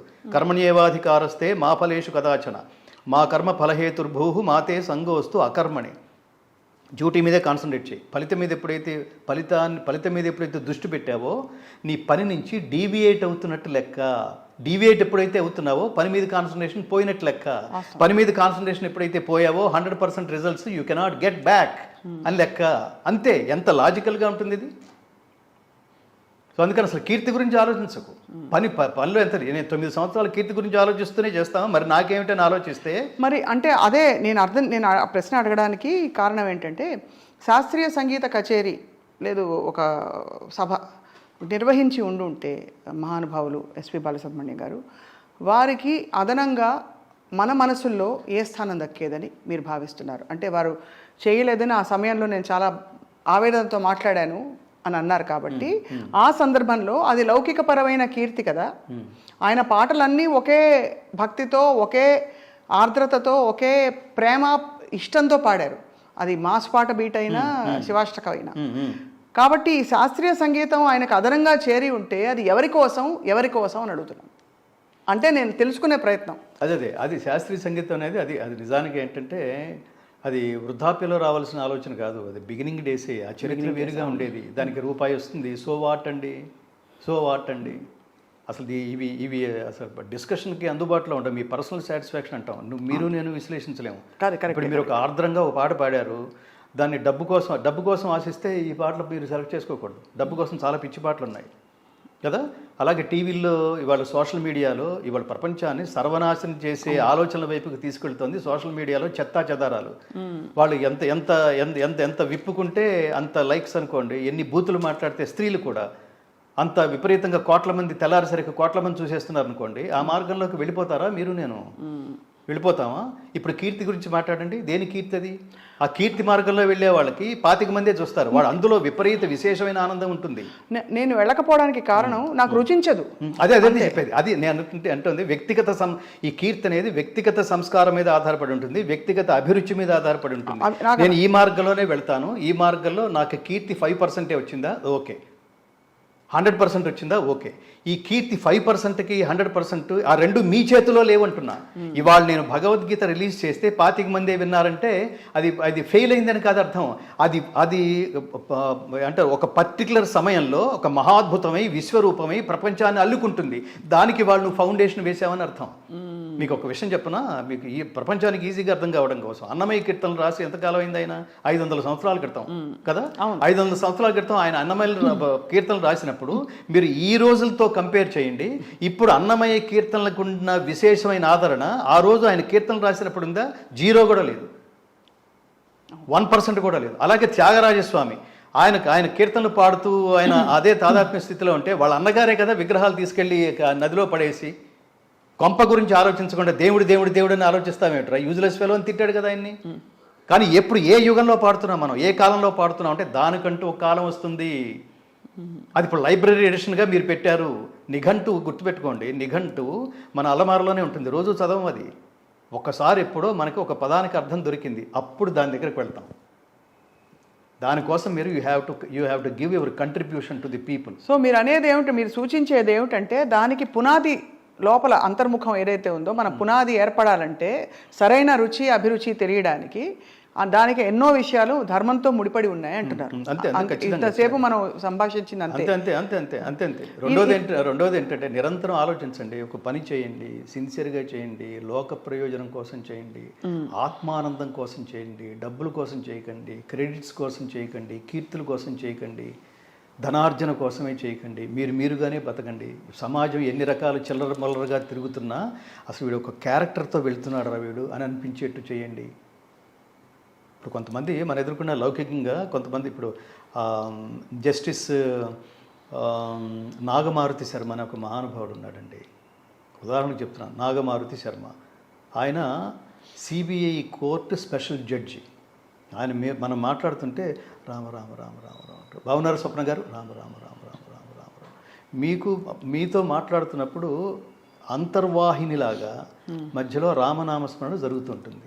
ఆయన్ని అడిగారు ఒకసారి, మీరు కూడా డబ్బు సిబిఐ అంటే మామూలు విషయం కాదు, ఎక్కడ చిన్న చిన్న సంతకాలు పెడితే బోడంత డబ్బు వస్తుంది, అంత అక్రమాలకేం పాల్పడక్కర్లేదు, ఈ అడిగేవాళ్ళు ఏదో పాపం వారం రోజులు 10 రోజులు బెయిల్ కోసం అడిగేవాళ్ళు వీళ్ళు పెట్టచ్చు కదా అంటే ఆయన ఏకవాక్యంలో ఒక మాట అన్నాడు, ధర్మం తప్పితే మరణించినట్టే, నేను మరణించటం మీకు ఆనందమా అని అడిగాడు ఆయన. ఉంటారా అలా? వాళ్ళని లౌకికమైన మిగతా ప్రపంచంతో కంపేర్ చేయగలమా? ఇప్పుడు మీరు నా ముందు కూర్చున్న మీకు చాలా టాలెంట్స్ ఉంటాయి, అవేవి విప్పకుండా, అవేవి నా ముందు ప్రదర్శించకుండా ఒక గాయనిగానే నా ముందు పాడడానికి ఎందుకు ప్రయత్నించారు? ఎక్కడో మీ సోల్ అదనమాట. నేను ఇందాక వీళ్ళకి చెప్పాలనుకుంది అదనమాట, మిమ్మల్ని కడిగేయాలనుకుంటుంది. మీరు దేనికోసం పుట్టారంటే అది మీకు తెలుసో తెలీదో నాకు బాగా తెలుసు. మీరు గాయనిగానే పుట్టారు. మీ సోల్ ఏమిటంటే స్వరం, మీ సోలు. ఈ స్వరానికే సరస్వతి అని పేరుంటుంది, ఈ పదానికే సరస్వతి. సరస్వత్యాత్ స్తనద్వయం ఏకదాపాత మధురం అన్యదాలోచనామృతం సంగీతమపి సాహిత్యం. ఈ రెండిట్లో గొప్పది ఏమిటంటే సాహిత్యం అర్థం చేసుకోగలిగే స్థాయి ఉన్న వాళ్ళకి మాత్రమే అర్థమవుతుంది. సంగీతం దాన్ని అర్థం చేసుకోవడానికి ప్రయత్నించక్కర్లా, మీరు పాడుతుంటేనే ఆహా ఓహో అనేస్తాం మనం, వెంటనే లోపలికి వెళ్ళిపోద్ది, దానికి ఏం డిస్కషన్ ఉండదు. సో అట్లాంటి అది గాంధర్వ విద్య అది. సో మీరు గాయనిగా మీ జన్మ అది, దానికోసం మీరు ఎంత కేటాయించారన్నది ఇక మీ ఆలోచనకి సంబంధించింది. లేదా మీ దీని సంస్కారం దేవుడు పుడుతూనే మీకు జన్మ సంస్కారం ఇచ్చేశాడు. మీతో పాటు మిగతా ఈ సంగీతానికి సంబంధించి చాలా ఇన్స్ట్రుమెంట్స్ ఉంటాయి, అవన్నీ నేర్చుకుంటే వస్తాయి, ఎవరు నేర్చుకున్నా వస్తాయి. కానీ గాత్రం మాత్రం దేవుడు మీకు ఆటోమేటిక్గా ఏమంటారు, మీకు జన్మనిస్తూనే ఆ వోకల్ కార్డ్స్లో ఆ ఇన్స్ట్రుమెంట్ వేసి పంపించేస్తాడు. అది ఎన్నో జన్మల అదృష్టం. అది దాన్ని రియలైజ్ అయ్యామనుకోండి, ఇంకో చోటకి పోం మనం, ఇంకో 10 పార్శ్వాలు పెట్టుకుని లైఫ్ అంతా మనం వృధా చేసుకోం. నేను అలా చేసుకోలేదు. ఎవరన్నా బాగా పాడుతున్న వాళ్ళు దీని మీద ఏం బతుకుతారు, దాని మీద ఏం బతకడం ఏమిటి, దాంతో బతికించు. అసలు ముందు ప్రారంభంలోనే ఆ మాట ఏమిటి? ఒక్కసారి సీరియస్గా ప్రయత్నించావా? ఎక్కడి దాకా తీసుకెళ్తుందో? కేవలం సంగీతం మీద మంగళపల్లి గారు బతకలా, కేవలం సంగీతం మీద ఒక విగ్రహం పెట్టే స్థాయిలో భారతదేశానికి భారతరత్న స్థాయిలో వెలిగిపోలా మహాతల్లి ఎంఎస్ సుబ్బలక్ష్మి గారు. వాళ్ళందరూ నీకు ఉదాహరణలు కదా? నిన్ను అంత తక్కువ అంచనా వేసుకుంటున్నావు ఏమిటి? పిచ్చి పిచ్చి వేషాలు వేయకు. అసలు పాడేవాళ్ళు ప్రతిరోజు డైరీ పెట్టుకొని, నేను ఎక్కడికన్నా వెళ్తే పిల్లలు పాడితే ఇదేం కూడు పెడుతుంది. నేనే ఉదాహరణ. కూడంటే ఎంత? నెలకు 10 లక్షల, 25 లక్షల, ₹1 కోటి, 10 కోట్ల, 10,000 చాలా అంటే నేను 10,000 చాలన్నా. ఆ 10,000 కూడా వెతుక్కున్న సందర్భాలు ఉన్నాయి. అయినా నేను దాన్ని వదిలేయలేదు. నేను ఎన్ని కష్టాలేదు. నేను ఒక్కటి ఉదాహరణ చాలదు. నేను ఎవరెవరినో ఉదాహరణ కాదు, నా పిల్లలకి నేనే ఉదాహరణ చెప్తాను. ఎన్ని కష్టాలు ఎదురైనా, వాటిని పరీక్షల్లాగా భావించి దాన్ని అంతు చూసేంతవరకు నిద్ర పట్టుకున్నా అన్న. నేను ఈ ప్రపంచానికి చేసింది అది. ఘంటసాల గారు భగవద్గీతని ఇంకో 100 టైమ్స్ ఎక్కడికో నెక్స్ట్ లెవెల్కి తీసుకెళ్ళడానికి నేను ప్రయత్నం చేశాను. చాలా ఎంత పెద్ద సాహసోపేతమైన ఆయన ఉన్న రోజుల్లో 4 ఇన్స్ట్రుమెంట్లతో హెచ్ఎంఈ సంస్థ వాళ్ళకి లిమిటెడ్ బడ్జెట్లో ఏదో చేశారు. ఆ రికార్డ్ చేసిన మహానుభావుని థియేటర్కి పిలిచారు. మీ అభిప్రాయం చెప్పండి అంటే, మేము ఆ రోజుల్లో ఆల్బమ్ లాగా ఒకటి అనుకున్నామండి. మేము మాకు చుట్టూతో చాలా కంపెనీలు ఉండేవి, వాళ్ళు అది చేస్తే మనం ఇది చేయాలి, వాళ్ళు అది చేస్తే మనం ఇది చేయాలి, ఇట్లా అనుకుంటూ ఆల్బమ్స్ లాగా చేశాను తప్ప ఇదేంటంటే ఒక సినిమా చూస్తున్న అనుభూతి కలిగింది. ఇన్ని కోట్లు ఖర్చు పెట్టారేమిటి దీనికి, లైఫ్ అంతా దీనికి డెడికేట్ చేశారేమిటి, నేను మిమ్మల్ని మిస్ అయ్యాను హెచ్ఎంవిలో అన్నారు పుట్టా మంగపతి. ఘంటసాల గారి చేత భగవద్గీత పాడించిన మహా వ్యక్తి ఘంటసాల గారి. చాలామందికి తెలియంది ఘంటసాల గారి భగవద్గీత ఆయన ఆలోచనల నుంచి రాలేదు, హెచ్ఎంవి వాళ్ళ ఆలోచనల నుంచి వచ్చింది. ఆ విధంగా ఆయన తలపెట్టిన యజ్ఞాన్ని మీరు ముందుకు తీసుకెళ్లారు. ఇందులో జ్ఞానగీత అని ఒక సంబోధన వచ్చింది. భగవద్గీత మరణ గీత కాదు, జీవన గీత. మన వాళ్ళు చావు దగ్గర పెట్టేశారు. నేను చాలా కాలం అసలు కలవరపడ్డా, దీన్ని ఒక ఉద్యమంలాగా తీసుకుందాం అనుకున్నాను. చావుల దగ్గర పెట్టేస్తున్నారు దీన్ని. తర్వాత అక్కడికి వచ్చిన వాళ్ళు, ఆ చుట్టుపక్కల వాళ్ళు, తర్వాత జనరేషన్స్ వాళ్ళు, టీవీల్లో విన్నవాళ్ళు, రేడియోలో విన్నవాళ్ళు, వీళ్ళందరూ భగవద్గీతను అక్కడే పెట్టాలని పాపం అంటే ప్రాథమిక అవగాహన లేని వాళ్ళు అక్కడే పెట్టాలనే ఆలోచనకు వచ్చి చివరికి భగవద్గీత హిందువుల నుంచి కూడా దూరం అయిపోయే స్థితికి వచ్చేసింది, ముఖ్యంగా తెలుగు వాళ్ళలో అని మన ఫౌండేషన్ ద్వారా ఎక్కడికి వెళ్ళినా కూడా ముందు అసలు బేసిక్గా వాట్ ఈజ్ భగవద్గీత అనేది తెలుసుకోండి. భగవద్గీత అది జ్ఞాన గ్రంథం, మత గ్రంథం కాదు. మతం అంటే ఒక వర్గానికి చెందింది మాత్రమే. జ్ఞానం అంటే సార్వజనీనమైనది. ఎవడు ఒక మాట చెప్తే ప్రపంచంలో అన్ని కులాలు, అన్ని మతాలు, దేశాలు, కాలాలు, జాతులు అన్నీ కలిపి భలే చెప్పాడురా అంటాయో అది సార్వజనీనమైంది. అట్లాంటి మధురమైన వాక్కులు, ఆచరించగలిగిన వాక్కులు భగవద్గీత నిండా ఉన్నాయి. అది నేను స్టడీ చేశాను నాన్న, నన్ను నమ్మండి. అందుకని శవాల దగ్గర పెట్టకండి అలా చెప్పేవాడు. గీత నేర్చుకో, చిన్న చిన్న మాటలు, గీత నేర్చుకో, రాత మార్చుకో, ఇంటింటా గీతా జ్యోతుల్ని వెలిగించు. ఈ సందర్భంలో స్వామి మీరు అంటే గీత నేర్చుకో, రాత మార్చుకో అనే జ్ఞానగీత అని అన్నారు కదా, ఇది అందరూ ఒక పాఠ్యాంశంగా కానీ దైనందిన జీవితంలో ఒక భాగంగా చేసుకోవాలని మీరు భావిస్తున్నారా? ప్రపంచవ్యాప్తంగా మతాలకు అతీతంగా మీ సంకల్పం అన్ని చోట మనం చెప్పేది చెప్తాం, ఆత్మశుద్ధితో చెప్తాం. ప్రపంచవ్యాప్తంగా నేను చాలా దేశాలు తిరిగానప్పటికీ ప్రతి చోట భగవద్గీత గాన ప్రవచన ప్రచారకర్తగా భగవద్గీతని నా కొన ఊపిరి వరకు ఎంత ముందుకు తీసుకెళ్ళగలమో, ఎంతమంది హృదయాల్లో దాన్ని ప్రతిష్ఠించగలమో అంతా చేస్తున్నాం. సాధారణ ప్రజకి అర్థమయ్యే రీతిలో. అవును, దేవుడి తత్వం ఒకటి ఉంది నాన్న. అసలు దేవుడు శ్రీకృష్ణ పరమాత్ముడు అనే పరమాత్మ అవతార పరమార్థం ఏమిటంటే దుష్ట శిక్షణ, శిష్ట రక్షణ, ధర్మ సంరక్షణ. ఇది గుర్తుపెట్టుకోండి. ఇస్తాడు, చెడ్డ పనులు చేయకు, శిక్షిస్తాడు ఏదో రూపంలో వచ్చి. శిష్ట రక్షణ, మంచివాళ్ళు. వాడు ఇప్పుడు నీకు తాత్కాలికంగా సమస్యలు ఎదురైనట్టు అనిపిస్తుంది, కానీ అంతిమంగా నువ్వే గెలుస్తావు, నిన్ను రక్షిస్తాడు. నమే భక్త ప్రణశ్యతి, నా భక్తుడికి ఎన్నటికీ నాశనం లేదు అంటున్నాడు పరమాత్మ. వాడు చెప్పింది చేస్తాడు, వాడికి ఏం డబ్బు అక్కర్లేదు, వాడికి ఏం కిరీటాలు అక్కర్లేదు. పత్రం పుష్పం ఫలం తోయం, పత్రం పుష్పం ఫలం తోయం, యో మే భక్త్యా ప్రయచ్చతి తదహం భక్త్యుపహృతం అస్నామి ప్రయతాత్మనః. పత్రమైన, పుష్పమైన, ఫలమైన, ఉదకమైన నిర్మల భక్తితో సమర్పిస్తే అది నేను తీసుకుంటా అన్నాడు. ఊరు డైలాగ్ బాగుంది కదా అని చెప్పట్లేదు. చివరికి ఎక్కడ దాన్ని ఎలా నిరూపించుకున్నాడంటే, రుక్మిణి ఒక తులసి దళం వేసింది తోగల, కుచేలుడు అటుకులు పట్టుకొచ్చాడు. ఎక్కడ కృష్ణ పరమాత్మ, ఎక్కడ హంసతూలికా తలపారు, ఆ భవనం ఏమిటి, అక్కడ పర్మిషన్ తీసుకుని లోపలికి అతి కష్టంగా వెళ్ళి ఏం తెచ్చావు చూపించు అంటే, ఇంత చూసిన తర్వాత అటుకులు ఎలా నేను నా కొంగులోంచి తీస్తాను అని అనుకున్నవాడిని.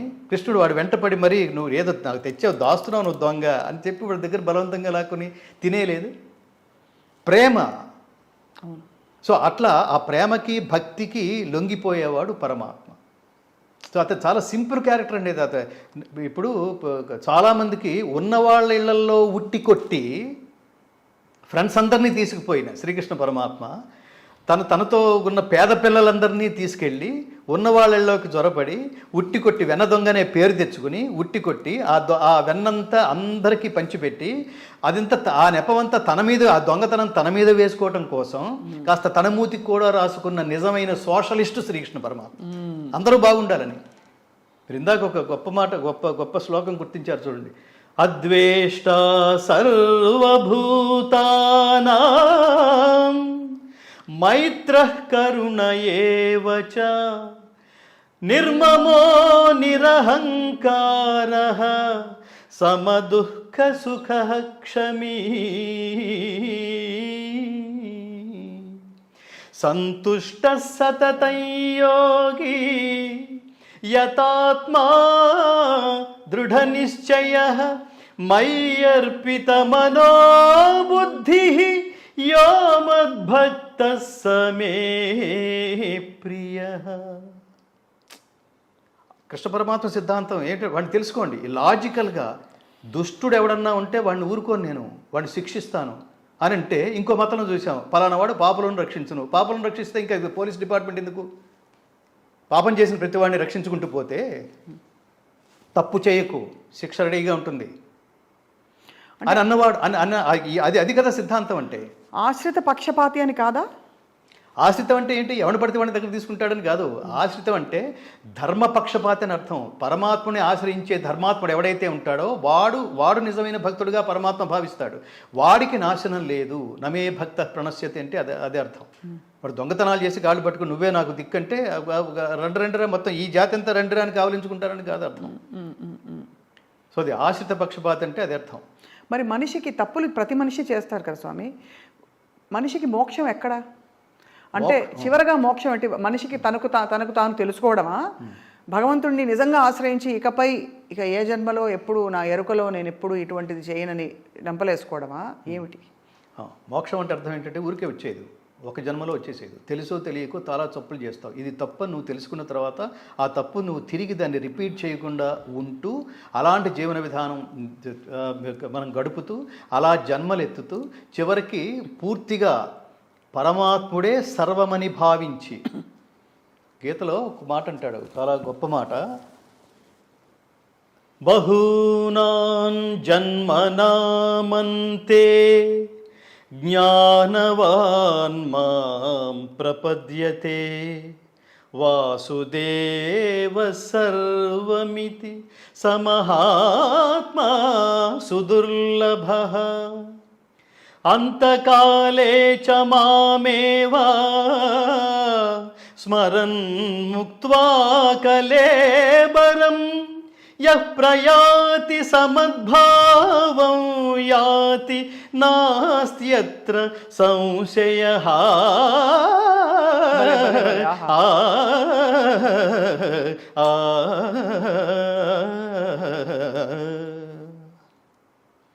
ఇది పునర్జన్మ సిద్ధాంతాన్ని ధృవీకరిస్తుంది భారతీయ సనాతన ధర్మం. మళ్ళీ జన్ముందా? ఇప్పుడే కుమ్మేయి అంటున్నారు చూడండి, మళ్ళీ జన్ముంది. మళ్ళీ జన్ముందనేది బహూనాం జన్మనామంతే, అనేక జన్మములెత్తిన పిమ్మట వాసుదేవుడే సర్వమని భావించి నన్ను శరణమునందుచున్నాడు. అలాంటి మహాత్ముడు లభించుట మిక్కిలి అరుదు. చాలా జన్మలు ఎత్తుతూ ఉండాలి. తెలుసో తెలియకో తప్పు చేస్తున్నావు, తెలుసో తెలియకో ఒక పుణ్యం చేస్తున్నావు. ఈ పుణ్యాన్ని అనుభవించడానికి మళ్ళీ జన్మెత్తాలి, పాపాన్ని అనుభవించడానికి మళ్ళీ జన్మెత్తాలి. రెండు నీ అకౌంట్లే. ఈ రెండు నీ అకౌంట్ అని తెలుసుకోకుండా ఒక దారుణమైన పాపం చేసేసి లోపల తెములుతుంటే, లోపల ఒకడెవడో గరిటె పెట్టి కెలికేస్తుంటే, తిట్టేస్తుంటే, దాని నుంచి ఓవర్కమ్ కావడం కోసం తిరుమల వెళ్ళి స్వామివారి హుండీలో అన్ని కోట్లు గుమ్మరించి ఆ చుట్టూ తిరిగి స్వామివారి దగ్గరికి వెళ్ళి అవి మొత్తం నేనే వేశాను, కొంచెం చూసుకో, ఆర్ యూ సాటిస్ఫైడ్, కొంచెం కావాలన్నా ఉంటే రాత్రి కల్లో కనిపించి చెప్పు, మళ్ళీ వేస్తాను అంటే మన ఇద్దరం ఒకటే. నేను కూడా కరోనా టైంలో చాలా ఫైనాన్షియల్గా చాలా ఇబ్బందులు ఫేస్ చేశాను, టైంకి నువ్వు డబ్బు వేసావు అంటాడా వాడు? దేవుడు క్యారెక్టరు, తల్లి క్యారెక్టరు ఒకటే. స్వప్న గారు, దేవుడు క్యారెక్టర్ ఇవ్వడం, తల్లి కూడా ఇవ్వడమే. తల్లి ఏం తీసుకోదు. మీరు ఎక్కడున్నా సుఖంగా ఉండండి ఆయన, నాకేం ఐఫోన్లు వద్దు, డబ్బులు వద్దు, బిల్డింగ్లు వద్దు, అంతస్తులు వద్దు, మీరు క్షేమంగా ఉండండి నాన్న. యవ్వనం ధారపోస్తుంది, యవ్వనం ధారపోస్తుంది, ప్రాణం ధారపోస్తుంది.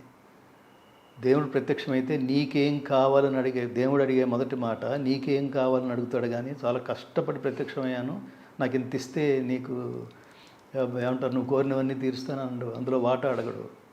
తల్లిదండ్రులు కూడా అంతే. అది పిల్లలకి తెలుసుకోవాలి. తల్లిదండ్రులు పిల్లలతో కావాల్సినంత సమయం కేటాయించట్లా, అందుకని వాళ్ళు మెటీరియలిస్టిక్ లైఫ్లోనే బిజీగా ఉన్నారు. తల్లిదండ్రుల విలువ తెలుసుకోవాలి వాళ్ళు. ఈ స్వప్న అనే తల్లి కడుపున పుట్టినందుకు ఆ పిల్లలు చాలా గర్వపడాలి.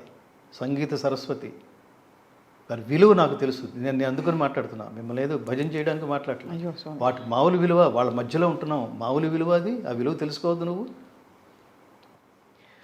కణకణలాడే ఎండకు శిరసు మాడిన మనకు తన నీడను అందించే చెట్టే అమ్మా, చారెడు నీళ్ళైన తాను దాచుకోక జగతికి సర్వస్వం అర్పించే మబ్బే అమ్మ. ఆ అమ్మలనే మించిన మా అమ్మకు రుణం తీర్చుకోలేను ఏ జన్మకు. కంటేనే అమ్మని అంటే ఎలా, కరుణించే ప్రతి దేవత అమ్మే కదా, కన్న అమ్మే కదా. ఆహాహా, అసలు ఏమిటి ఆ సాహిత్యం ఏంటి పిల్లలకు తెలియదు? కణకణలాడే ఎండకు శిరసు మాడిన మనకు తన నీడను అందించే చెట్టే అమ్మ.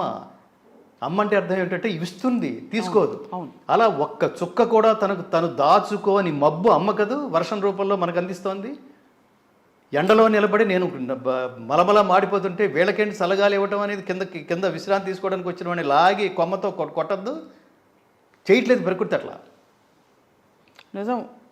సో అట్లా అంటే మీ జ్ఞాన దృష్టితో చూడగలిగితే ప్రకృతిలో ఇట్లాంటి అమ్మలు చాలా ఉన్నాయి.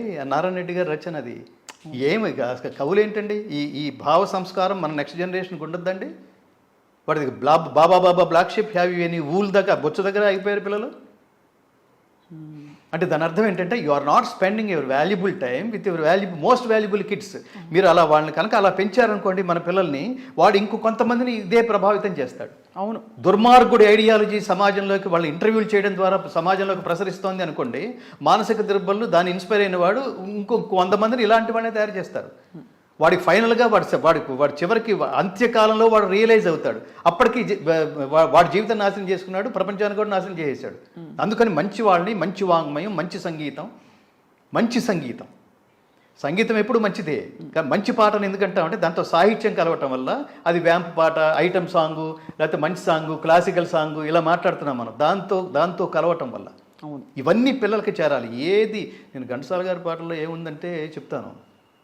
మీరు పడుకున్నప్పుడు ఒక మెడిటేటివ్ మూడ్లో పీడకలలు రాని నిద్రలోకి జారుకోవాలి అని అనుకుంటే ఘంటసాల గారి పాట అండి, పాత పాటలు అండి. అలా పడుకున్న వాడిని లేపాలంటే కొత్త పాటలు పెట్టండి. మాస్టర్ ఎప్పుడు కూడా ఇటువంటి సంఘర్షణకి లోను కాలేదా? అంటే సాహిత్యపరంగా ఆయన కూడా డెఫినెట్గా ఆయన కొన్ని పాటలకు ఆయన ఫీల్ అయ్యి చివరి రోజుల్లో ఆయన స్నేహితులతో అంటుండేవారని ఆ పెద్దవాళ్ళు నాతో మాట్లాడుతున్నప్పుడు షేర్ చేసుకున్నప్పుడు అన్న మాటలు. సినిమా సాహిత్యం మారిపోతోంది, ద్వందార్థాల పాటలు ఎక్కువైపోయినాయి. శేషశైలవాస శ్రీ వెంకటేశ అది ఇంకా చాలా పాత అనుకోండి. అది 50s పాట. అది చివరిలో ఆయన 70sకి వచ్చేసారు. ఆయన 74లో వెళ్ళిపోయారు. 102 సంవత్సరాల తర్వాత ఒక గానం బతికుండటం ఏంటండి? 1922 మహానుభావుడు. 102 సంవత్సరాల తర్వాత ఘంటసాల గారి పాట గురించి మనం మాట్లాడుకుంటున్నామంటే ఇది యోగం, చాలా అదృష్టం. దురదృష్టం ఏంటి, రాబోయే రోజుల్లో దురదృష్టం ఏంటో తెలుసా?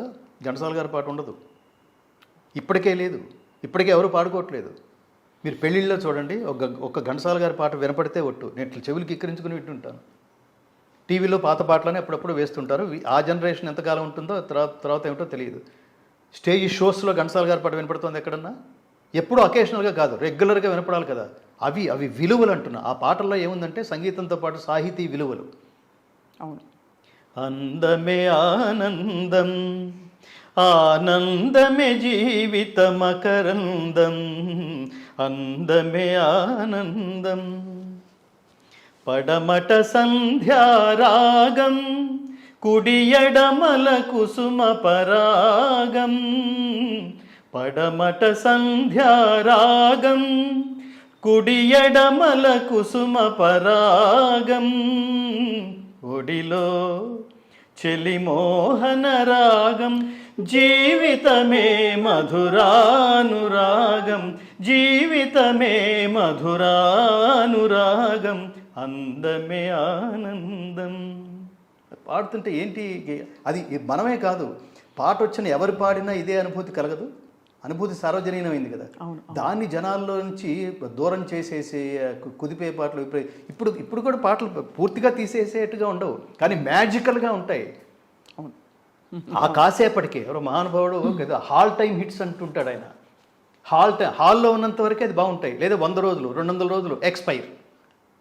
ఇవేంటి ఎప్పుడు పెట్టుకున్నా అదే అదే సంగీత అభిరుచి ఉన్నవాడికి అదే అనుభూతి కలుగుతుంది. ఏంటి మనకి ఏముంది అందులో అంటే అదే ఒక తపస్సులాగా చేసేవాళ్ళండి. ఈ ట్యూన్ చేస్తే పలానా వాళ్ళు వింటారు, పలానా వాళ్ళు వింటారు, పలానా వాళ్ళు వింటారు. వాళ్ళకి ఇన్స్పిరేషన్ కావాలి, ఇంతకంటే గొప్ప పాట చేయాలి. రాజేశ్వరరావు గారి కంటే మించి ఘంటసాల గారు చేయాలని, ఘంటసాల గారి కంటే మించి పెండ్యాల గారు చేయాలని. ఏంటంటే గమకాలు ఏంటి, ఆ రాగాల మీద పరిశోధన. ఇప్పుడు అసలు రాగాలు ఎక్కడన్నా కనిపిస్తున్నాయి పర్టికులర్ ఈ రాగం మీద చేశారని? నేను కంపేర్ చేస్తున్నప్పుడు చెప్తుంటాను, ఘంటసాల గారి పాట నేర్చుకుంటే ఏమొస్తుందంటే మిగతా వాళ్ళ పాటలు వింటున్నప్పుడు పాటలే వస్తాయి, ఘంటసాల గారి పాట వింటున్నప్పుడు రాగం కూడా సంగీతం కూడా వస్తుందని. మది శారదా దేవి మందిరమే, మది శారదా దేవి మందిరమే, కుదురైన నియమమున కొల్చేవారి మది శారదా దేవి మందిరమే. కళ్యాణి, ఆ కళ్యాణ రాగం వచ్చేసినట్టు కదా మనకి.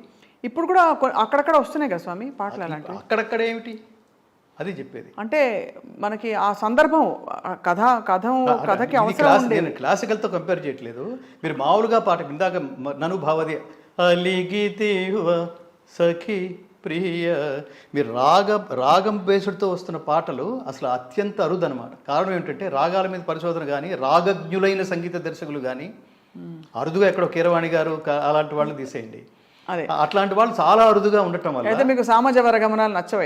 నచ్చవు. ఏం సామజవర గమన? సామజవర గమన అవన్నీ అదే చెప్తున్నా కదా, అవన్నీ మ్యాజికల్ కానీ నాట్ లాంగ్ లాస్టింగ్ అంటారు. అవి అదే చెప్పేది. ఇప్పుడు దాని తర్వాత ఇంకోటి ఏదో పాట వస్తుంది, ఈ పాట కింద ఆ పాట పని నలిగిపోతుంటుంది, కాసేపు టిక్లింగ్ గా ఉంటుంది. కమాన్ కమాన్ కళావతి. అదే నేనేమంటానంటే నచ్చదు. మీరు అది ఇది తప్పు. నాకు నచ్చకపోవడం అనేది నచ్చదంటే అదే ఇది బాగుంది అని అనిపిస్తుంది, కానీ కాలం సమాధానం చెప్తుంది. ఆ కాలం చక్రం కింద పడి ఇవన్నీ నలిగిపోతున్నాయంటే ఎక్కడో పరిశోధన కావాలి. వాళ్ళు సింగర్స్ కూడా వచ్చి లైన్ బై లైన్ పాడేసి పుక్కిలించి ఉమ్మేసినట్టుగా పాడేసి వెళ్ళిపోతే ఏముంటుంది అక్కడ? 100 రోజుల పాటు అంటే సినిమా 3-4 నెలల పాటు ప్రాక్టీస్ చేసుకుని దాన్ని ఓన్ చేసుకుని ఈ శబ్దాన్ని మీరు నమ్మి తీరాల్సిందే. పాటే మీరు అయిపోయేట్టుగా పాడాలి అంటే 1 గంట ముందు వచ్చేసి పాడి వెళ్ళిపోతే ఎప్పటికీ కాదండి. ఆ పాట బాగానే ఉన్నట్టు అంటుంది, చరిత్రలో నిలబడదు. అది ఆ శబ్దం చరిత్రలో నిలబడాలంటే ఇంత తపస్సు జరగాలి. ఇవన్నీ చాలా పెద్ద పెద్ద మాటలు. దాని డెప్త్ తెలిస్తే మనకు అర్థమవుతుంది. చాలా గొప్ప మాట చెప్తున్నారు స్వామి. ఈ సందర్భంలో కొద్దో గొప్ప విజయం సాధించిన వాళ్ళ దివ్యగాథలన్నీ మనకి ఇప్పుడు పాఠ్య పుస్తకాల్లో చేరుస్తున్నారు. భగవద్గీత పారాయణం కానీ శ్లోకాల అర్థం తెలుసుకునే ప్రయత్నం కానీ చెప్పే ప్రయత్నం కానీ ఎందువల్ల పాఠ్యాంశాలలో లేదు గురుగారు? పాఠ్యాంశాలు లేకపోవడం అన్నది చాలా చాలా భయంకరమైన దురదృష్టకరమైన విషయం. దానికి ప్రధానమైన కారణం హిందువుల్లాగా వాళ్ళు తాము హిందువులని భావించకపోవడం, హిందువుగా పుట్టడం. హిందూ అంటే ఇంజన్లో నేను పిల్లలకి అర్థమయ్యే రీతిలో చెప్తుంటాను, హిందూ అంటే సర్వజన బంధువు అనే భావనతో దాని ఆ అర్థంతో మీరు భావించండి. హిందూ శబ్దం లేదు నిజానికి, వాడు ధర్మబంధు. ధర్మం అనేది ప్రపంచానికి, ధర్మం అంటే ఏమిటో ప్రపంచానికి రుచి చూపించిన దేశం భారతదేశం కదా. అందరూ బాగా బతకాలి, అందరూ కలిసి బతకాలి. ఈ దేశంలో ఇన్ని మతాలు ఇంత ఉంది అంటే దానికి ఐడియాలజీనే భగవద్గీత. అది ఆయనకి భగవద్గీత అనండి. అందరికీ శ్రీహరే అంతరాత్మ, ఇందులో జంతు కులము అంతా ఒకటే, అందరికీ శ్రీహరే అంతరాత్మ, బ్రహ్మమొక్కటే పరబ్రహ్మమొక్కటే, పరబ్రహ్మమొక్కటే. ఇంతకు భూని వచియింపకపోదునే విన్ము తల్లి, దుశ్చింతులు దైత్యుజేబడిన సీతను గ్రమ్మరయేలుచున్నవాడు ఎంతటి విమోహ హిరాముడని ఎగ్గులు వల్కినాలకించి భూకాంతుడు నిందజల్ది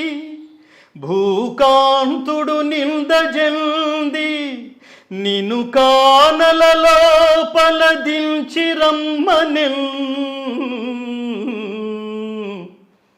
నిన్ను కానల లోపల దించి రమ్మనెన్. సీతామహాదేవి తల్లిని అడవిలో వదిలేస్తున్నప్పుడు లక్ష్మణుడు పాడుతున్నవి. ఆర్ద్రత అనేది ఎక్కడ కనిపిస్తోంది? మన అదృష్టం ఏమిటంటే గొప్ప సంగీత కళాకారులు, సాహిత్య కళాకారులు ఉన్న వాళ్ళ మధ్యలో మనం పుట్టడం, ఆ కాంటెంపరీస్గా పుట్టడం. నారాయణ రెడ్డి గారు నేను చూడడానికి వచ్చేది అక్కడితో అయిపోలేదండి. నన్ను పొద్దునే లేపేవారు ఆయన. లేచావా, లేపానా అనేవాడు. లేచాను గురువు గారు, నాకు గొంతు తెలుస్తోంది, లేపా అనేవాడు అని పాట ఇది అర్జెంటుగా ట్యూన్ చేసి నాలో సంగీత దర్శకుడిని గ్రహించి సంగీత దర్శకుడిగా ప్రపంచానికి పరిచయం చేసిన మహాత్ముడు నారాయణ రెడ్డి గారు. నన్ను వేదికల మీద పెంచిన మహానుభావుడు, ఆ జీవితాంతం కృతజ్ఞుడిగా ఉండవలసిన మహానుభావుడు ఘంటసాల గారు. తండ్రి స్థానంలో ఉన్నారు వీరిద్దరూ మీకు. వాళ్ళిద్దరూ ఏమంటారు, ఆ పితృదేవతల స్థానానికి వెళ్ళిపోయి ఆశీర్వదిస్తూనే ఉన్నారు. నేను ఇంట్లో ప్రాక్టీస్ చేసుకుంటున్నప్పుడు కావాలని పిల్లల ముందు పాడుతుంటాను. మా అమ్మాయి రాసుకుంటున్నట్టుగా నటించి నేను ఈ పక్కన పాడుతుంటే సడన్గా ఏదో గుర్తొస్తుంటుంది. ఇప్పుడు నేను వేదికల మీద నేను చాలా పాటలు పాడలేవు. కేవలం భగవద్గీత ఆధారంగా ఆ నేపథ్యంలో జీవితానికి సంబంధించిన కొన్ని మంచి పాటలు కూడా వేదికల మీద పాడుతుంటాను. ఆర్ద్రత, వాచిక తపస్సు అన్నాం.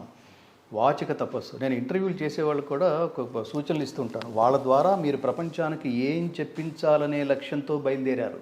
టైంపాసా, జాబ్ కోసమా, ధనం కోసమా, శాలరీ కోసమా, అప్పటికి ఏది వస్తే అదే, నోటికి ఏది వస్తే అది అడిగేస్తారా? కాదు, చాలా విలువైన స్టేజ్లు ఇవి. ఒకటి ద్వారా ప్రపంచానికి మీరు మంచి చెప్పడానికి ప్రయత్నిస్తే కొన్ని కోట్ల మంది బాగుపడతారు. వాడు దుర్మార్గుడు, వాడు దుర్మార్గమైనదే మాట్లాడతాడని తెలిసి కూడా వాడితో అది టికిల్ చేయించి వాడికి అదే మాట్లాడించే ప్రయత్నం చేస్తే లైక్స్ చాలా వచ్చిండొచ్చు. కానీ దానికి వచోగుణ సంబంధమైన దోషం చెప్పిన వాడికి కూడా అదే దోషం ఉంటుంది. దాని ఫలితం మనం అనుభవించాలి. అనుద్వేగకరం వాక్యం, గీత గొప్ప శ్లోకం చెప్తుంది. అనుద్వేగకరం వాక్యం సత్యం ప్రియహితం చయత్ స్వాధ్యాయాభ్యసనం చైవ వాంగ్మయం తప ఉచ్యతే.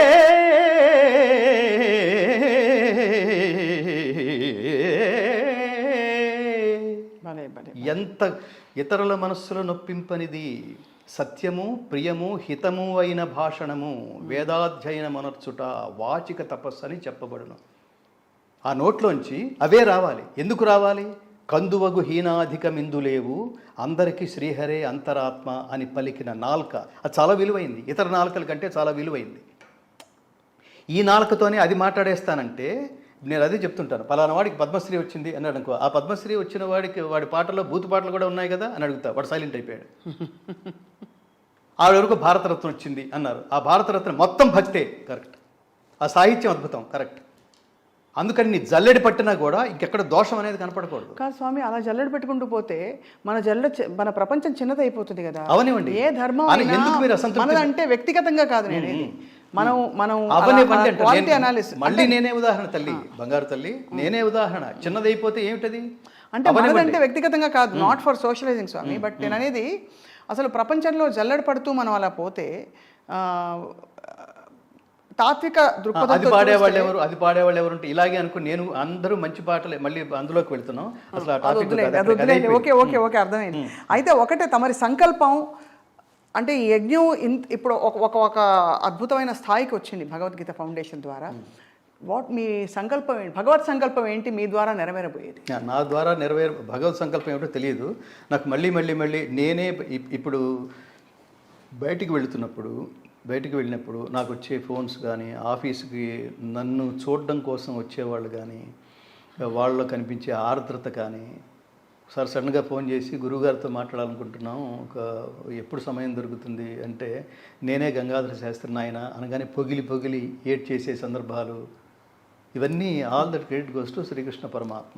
జీవితంలో ఒక్కొక్క అడుగు పెంచుతూ పెంచుతూ పెంచుతూ ఒక పరిణతి అనే స్థితికి వచ్చిన తర్వాత నాకు భగవద్గీత అనే ముద్ద ఆ తిరుపతి లడ్డు నా కంచంలో పెట్టాడు.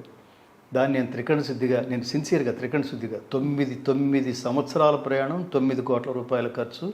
దీని తర్వాత నా జీవితం అంతా భగవద్గీత వ్యాప్తికే, భగవద్గీత ప్రచారానికే అనుకునే స్థితి వరకు తీసుకురావడం అది చిన్న విషయం కాదు. అది చిన్న విషయం కాదు. చాలా దీని ముందు నేను ఎప్పుడు చెప్తుంటా, దీని ముందు నా జీవితంలో చాలా అవార్డ్స్ వచ్చినాయి, రాష్ట్రపతి అవార్డుతో సహా. అవేవి నాకు ఇవ్వని ఆనందం. అవి మీరు జీవితంలో ఎంత పెద్ద అవార్డు అయినా అది ఆ క్షణానికి పత్రికల్లో ఒక న్యూస్ మాత్రమే. పత్రికల్లో ఒక న్యూస్ మాత్రమే, ఒక డే న్యూస్ మాత్రమే. రెండో రోజు జనాలు మన దగ్గరికి వచ్చి అభినందించడం వరకు మాత్రమే. What next? దీని తర్వాత నువ్వేం చేయగలుగుతున్నావు? దీంతో నువ్వేమైనా చేస్తావా? బెబ్బే. దీనికి ముందు ఉన్నాం, దీని తర్వాత ఉంటాం. అవార్డు వచ్చిపోయేది అంతే.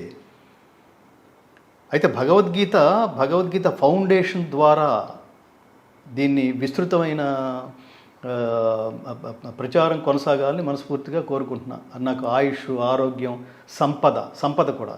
ఇప్పుడు భగవద్గీత తెలుగు రికార్డ్ చేసాం, ప్రపంచానికి అందించాం. ఇంగ్లీషు రికార్డింగ్ పూర్తయింది, దానికి ఇంకా ఫండ్స్ కావాల్సి ఉంది. ఇంగ్లీష్ తర్వాత హిందీ.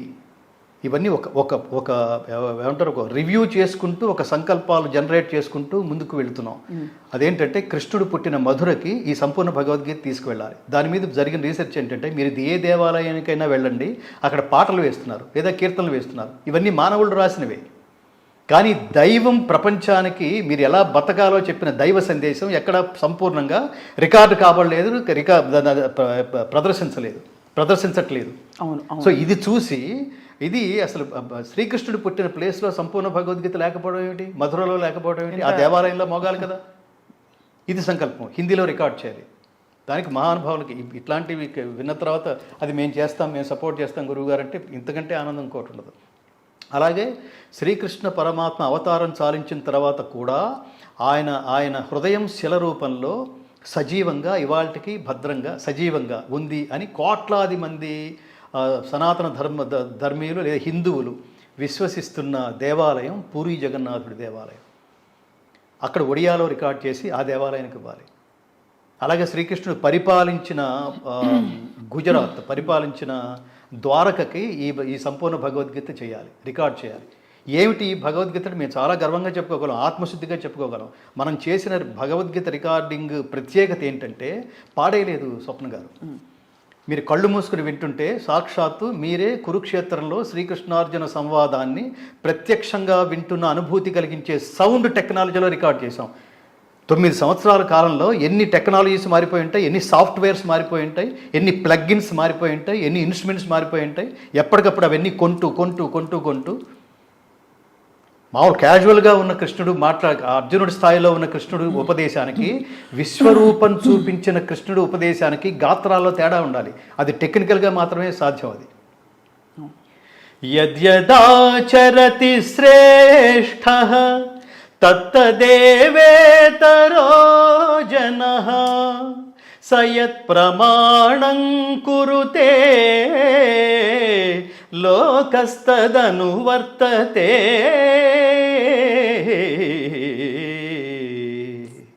ఇది ప్రశాంతంగా ఉపదేశం స్థాయి కృష్ణుడు మాట్లాడుతున్నది.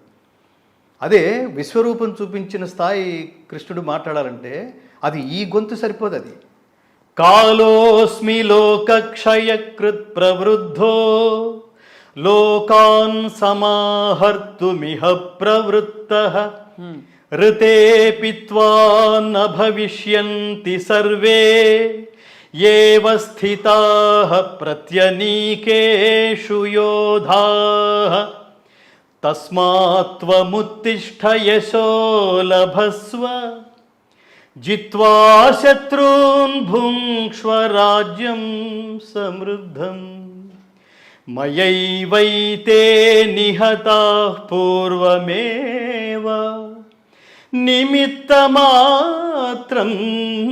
భవ సవ్యసాచిన్.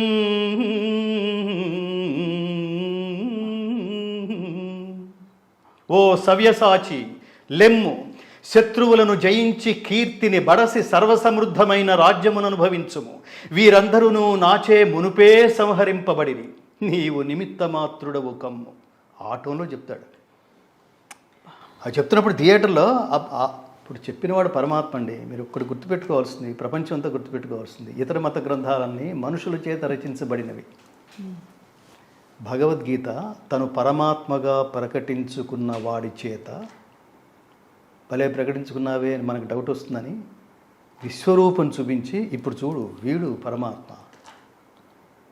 మైక్రో లెవెల్లో ఉన్న అర్జునుడు మ్యాక్రో లెవెల్లో ఉన్న పరమాత్మను చూసి, యుద్ధం అంతా వీడి మీద ఆధారపడింది, ఇప్పుడు నేనేమిటో చూపిస్తే తప్ప వీడికి పూర్తి నమ్మకం కలగదు, ఎందుకంటే ఇప్పటిదాకా వాడిని ఫ్రెండ్ అంటున్నాను, బావా అనుకుంటున్నాం, అందుకని వాడికి తెలియట్లేదు నేను అని.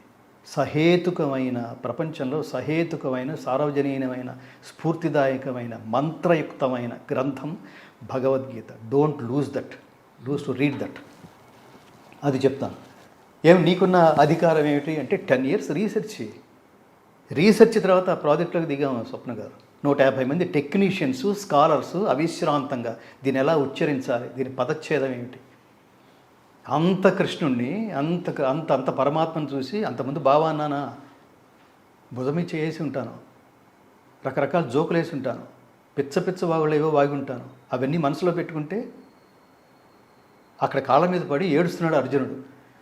సఖేతి మత్వా ప్రసభం యదుక్తం హే కృష్ణ హే యాదవా హే సఖేతి అజానతా మహిమానం తవేదం మయా ప్రమాదాత్ ప్రణయేన వాపి యచ్చాపహాసార్థమసత్కృతోసి విహారశయ్యాసన భోజనేషు ఏకోధవాప్యచ్యుత తత్సమక్షం తత్క్షామయే త్వామహమప్రమేయం తత్క్షామయే త్వామహం అప్రమేయం.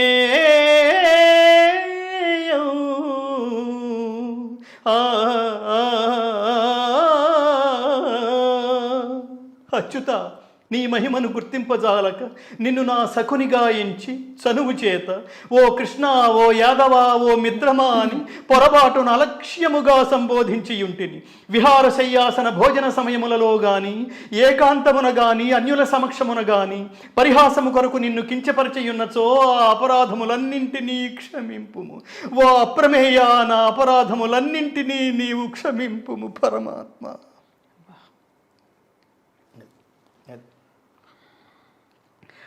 ఒక లైవ్గా ఇంకోటి ఏంటంటే, మీరు వింటుంటే ప్రతిదీ భగవద్గీతలో ఎక్కడో ఇంపార్టెంట్ శ్లోకాలు పెట్టేసుకుని పాడేయటం లేకపోతే వినేయటం కాదు స్వప్న గారు. ఇది సినిమా, 18 reels సినిమా. ఒక్కొక్క శ్లోకం అలా మెట్టెక్కిస్తూ నీ జ్ఞానాన్ని కూడా ఏమంటారు, అజ్ఞానమైన స్థితి నుంచి నయోత్సే అన్నాడు. నేను యుద్ధం చేయను, ఎవరితో చెప్పుకో అన్నట్టుగా యుద్ధం చేయను అని భీష్మించు కూర్చున్న వాడిని నష్టో మోహ స్మృతిర్లబ్ధా త్వత్ప్రసాదాన్మయాచ్యుతా స్థితోస్మి గత సందేహ కరిష్యే వచనం తవా.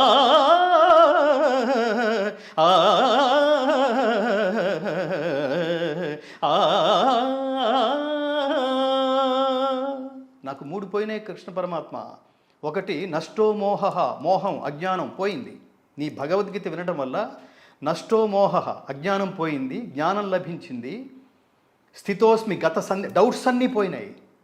ఇప్పుడు నువ్వేం చెప్తే అది నేను చేయడానికి సిద్ధంగా ఉన్నా. అర్జునుడు అంటే తత్తుల్యుడు, కృష్ణుడు పక్కనేసుకుని తిరుగుతున్నాడంటే, ఫ్రెండ్ అంటున్నాడంటే మనకి ఆ జీవాత్మ పరమాత్మలాగా అట్లా సెపరేట్గా కనిపిస్తున్నారు. ఇద్దరూ ఒకడే భుజం మీద అంటే ఇంకేంటి అర్థం? పరమాత్మకి తత్తుల్యుడు కాకపోతే స్నేహితుడుగా ఎలా పిలుస్తాడు అర్జునుడిని?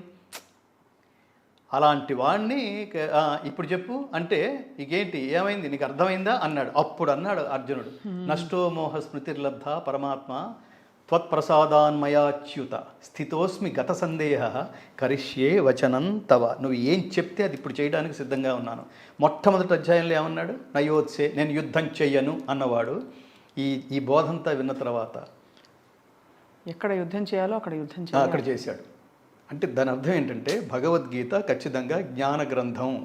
నీకు క్లారిటీ ఇచ్చే, మీరు ఇంటర్వ్యూకి ముందు గొప్ప మాట అన్నారు, అదంటే సంస్కారం లేకపోతే ఇట్లాంటి పదాలు రావు. స్వప్న గారు, ఆ పదం ఏంటంటే క్లారిటీ అన్నారు చూడండి. అసలు భగవద్గీతే క్లారిటీ. నువ్వేమిటో క్లారిటీ లేనంత కాలం ఎవడు ఇట్లాగితే అటు వెళ్ళిపోతుంటాం, ఏది నచ్చితే అటు వెళ్ళిపోతుంటాం. కాదు, ఒక దాని మీద కాన్సన్ట్రేట్ చెయ్యి. అదే ఆత్మజ్ఞానం అది అనొచ్చా? ఖచ్చితంగా ఆత్మ అంటే ఇక్కడ ఆత్మజ్ఞానం అంటే ఆత్మ అంటే పరమాత్మ అని అర్థం. పరమాత్మ జ్ఞానం అంటే పరమాత్ముడు ఉన్నాడని తెలుసుకుని ఆ పరమాత్ముడి ఆశీస్సులు పొందటం, దాని పేరు శాశ్వతానందమయ స్థితి అయిన మోక్షం. అది ప్రాప్తించాలంటే ఇంకా నువ్వు అక్కడక్కర్లేదురా, నువ్వు వచ్చేసి కమ్ హియర్ అని పరమాత్మతో అనిపించుకోవడం కోసం ఏ కర్మ చేయాలో అది చేస్తే అది మోక్షానికి దారి తీస్తుంది. ఇది తెలుసుకోవడం ఆత్మజ్ఞానం. ఈ ఆత్మకి లౌకికమైన అర్థం ఏమిటంటే, ఆత్మ అంటే శరీరం కూడా. వాడు ఆత్మహత్య చేసుకున్నాడు అంటే ఆత్మని ఎవడో హత్య చేయలేడు, వాడు శరీరాన్ని పడగొట్టుకున్నాడు అని అర్థం. ఇక్కడ ఈ శరీరం ఏమిటి, ఈ జన్మ ఏమిటి, ఇది దేనికోసం, ఏం పని చేయాలి, ఎంతమందిని ఇన్స్పైర్ చేయాలి, ఆ పుట్టినందుకు అసలు నువ్వు సాధించవలసింది ఏమిటి, ఇటు తల్లిదండ్రులు అటు సమాజం ప్రతి చోట బాధ్యత ఉంది. పెంచిన తల్లి, ప్రాణత్యాగం నేను కనడం కోసం ప్రాణత్యాగం చేసిన తల్లి, ఆస్తి అంతా నీకు రాసి చేసిన తండ్రి, ఆయన కూడా తెలివితేటలు, కాలం, కష్టం, రక్తం, చెమట అన్నీ డబ్బుగా మార్చి నువ్వు ఎదగటానికి కదా ఉపయోగించింది. మధ్యతరగతి వాళ్ళకి ఇంకా చెప్తున్నాను, పాప ఎన్ని కోరికలను పోస్ట్పోన్ చేసుకున్నారో ఈ తల్లిదండ్రులు నీకోసం. నాన్న లగ్జరీలో బతకు, నెససరీలో బతుకు పిల్లలు చెప్పి ఇంత తర్వాత నీకు ఉపదేశించిన, నీకు జ్ఞానం ఉపదేశించిన, విద్య ఉపదేశించిన గురువు మర్చిపోకు. నువ్వు నడవడానికి నీకు భూమి ఇచ్చింది నీ కన్న తల్లి, ఏ ఊళ్ళో అయితే పుట్టావో ఆ ఊరిని మర్చిపోకు. వీళ్ళందరికీ వాళ్ళ అకౌంట్లు సెటిల్ చేసి వెళ్ళిపోవాలి నాన్న. అమ్మ రుణం తీర్చుకో, నాన్న రుణం తీర్చుకో, ఆచార రుణం తీర్చుకో. ఈ రుణం తీర్చుకోవడానికి మళ్ళీ మార్గాలు ఏమిటంటే, వీళ్ళు ఏమి ఇచ్చినా తీసుకోరు, వీళ్ళు ఇచ్చేసేవాళ్ళు తప్ప తీసుకునే తత్వాలు కాదు. కానీ త్రూ యువర్ అచీవ్మెంట్స్. మా అమ్మా నాన్నగారిని, దానికి మళ్ళీ నేను ఉదాహరణ చెప్తాను. మా అమ్మా నాన్నగారు ఈ గవర్నర్ నరసింహన్ గారు, అలాగే మీరు ఇందాక చూసిన దీంట్లో ఒక అబ్దుల్ కలాం గారు, మీ తల్లిదండ్రులు ఎక్కడ అని అడిగారు వాళ్ళు. అది సంస్కారం.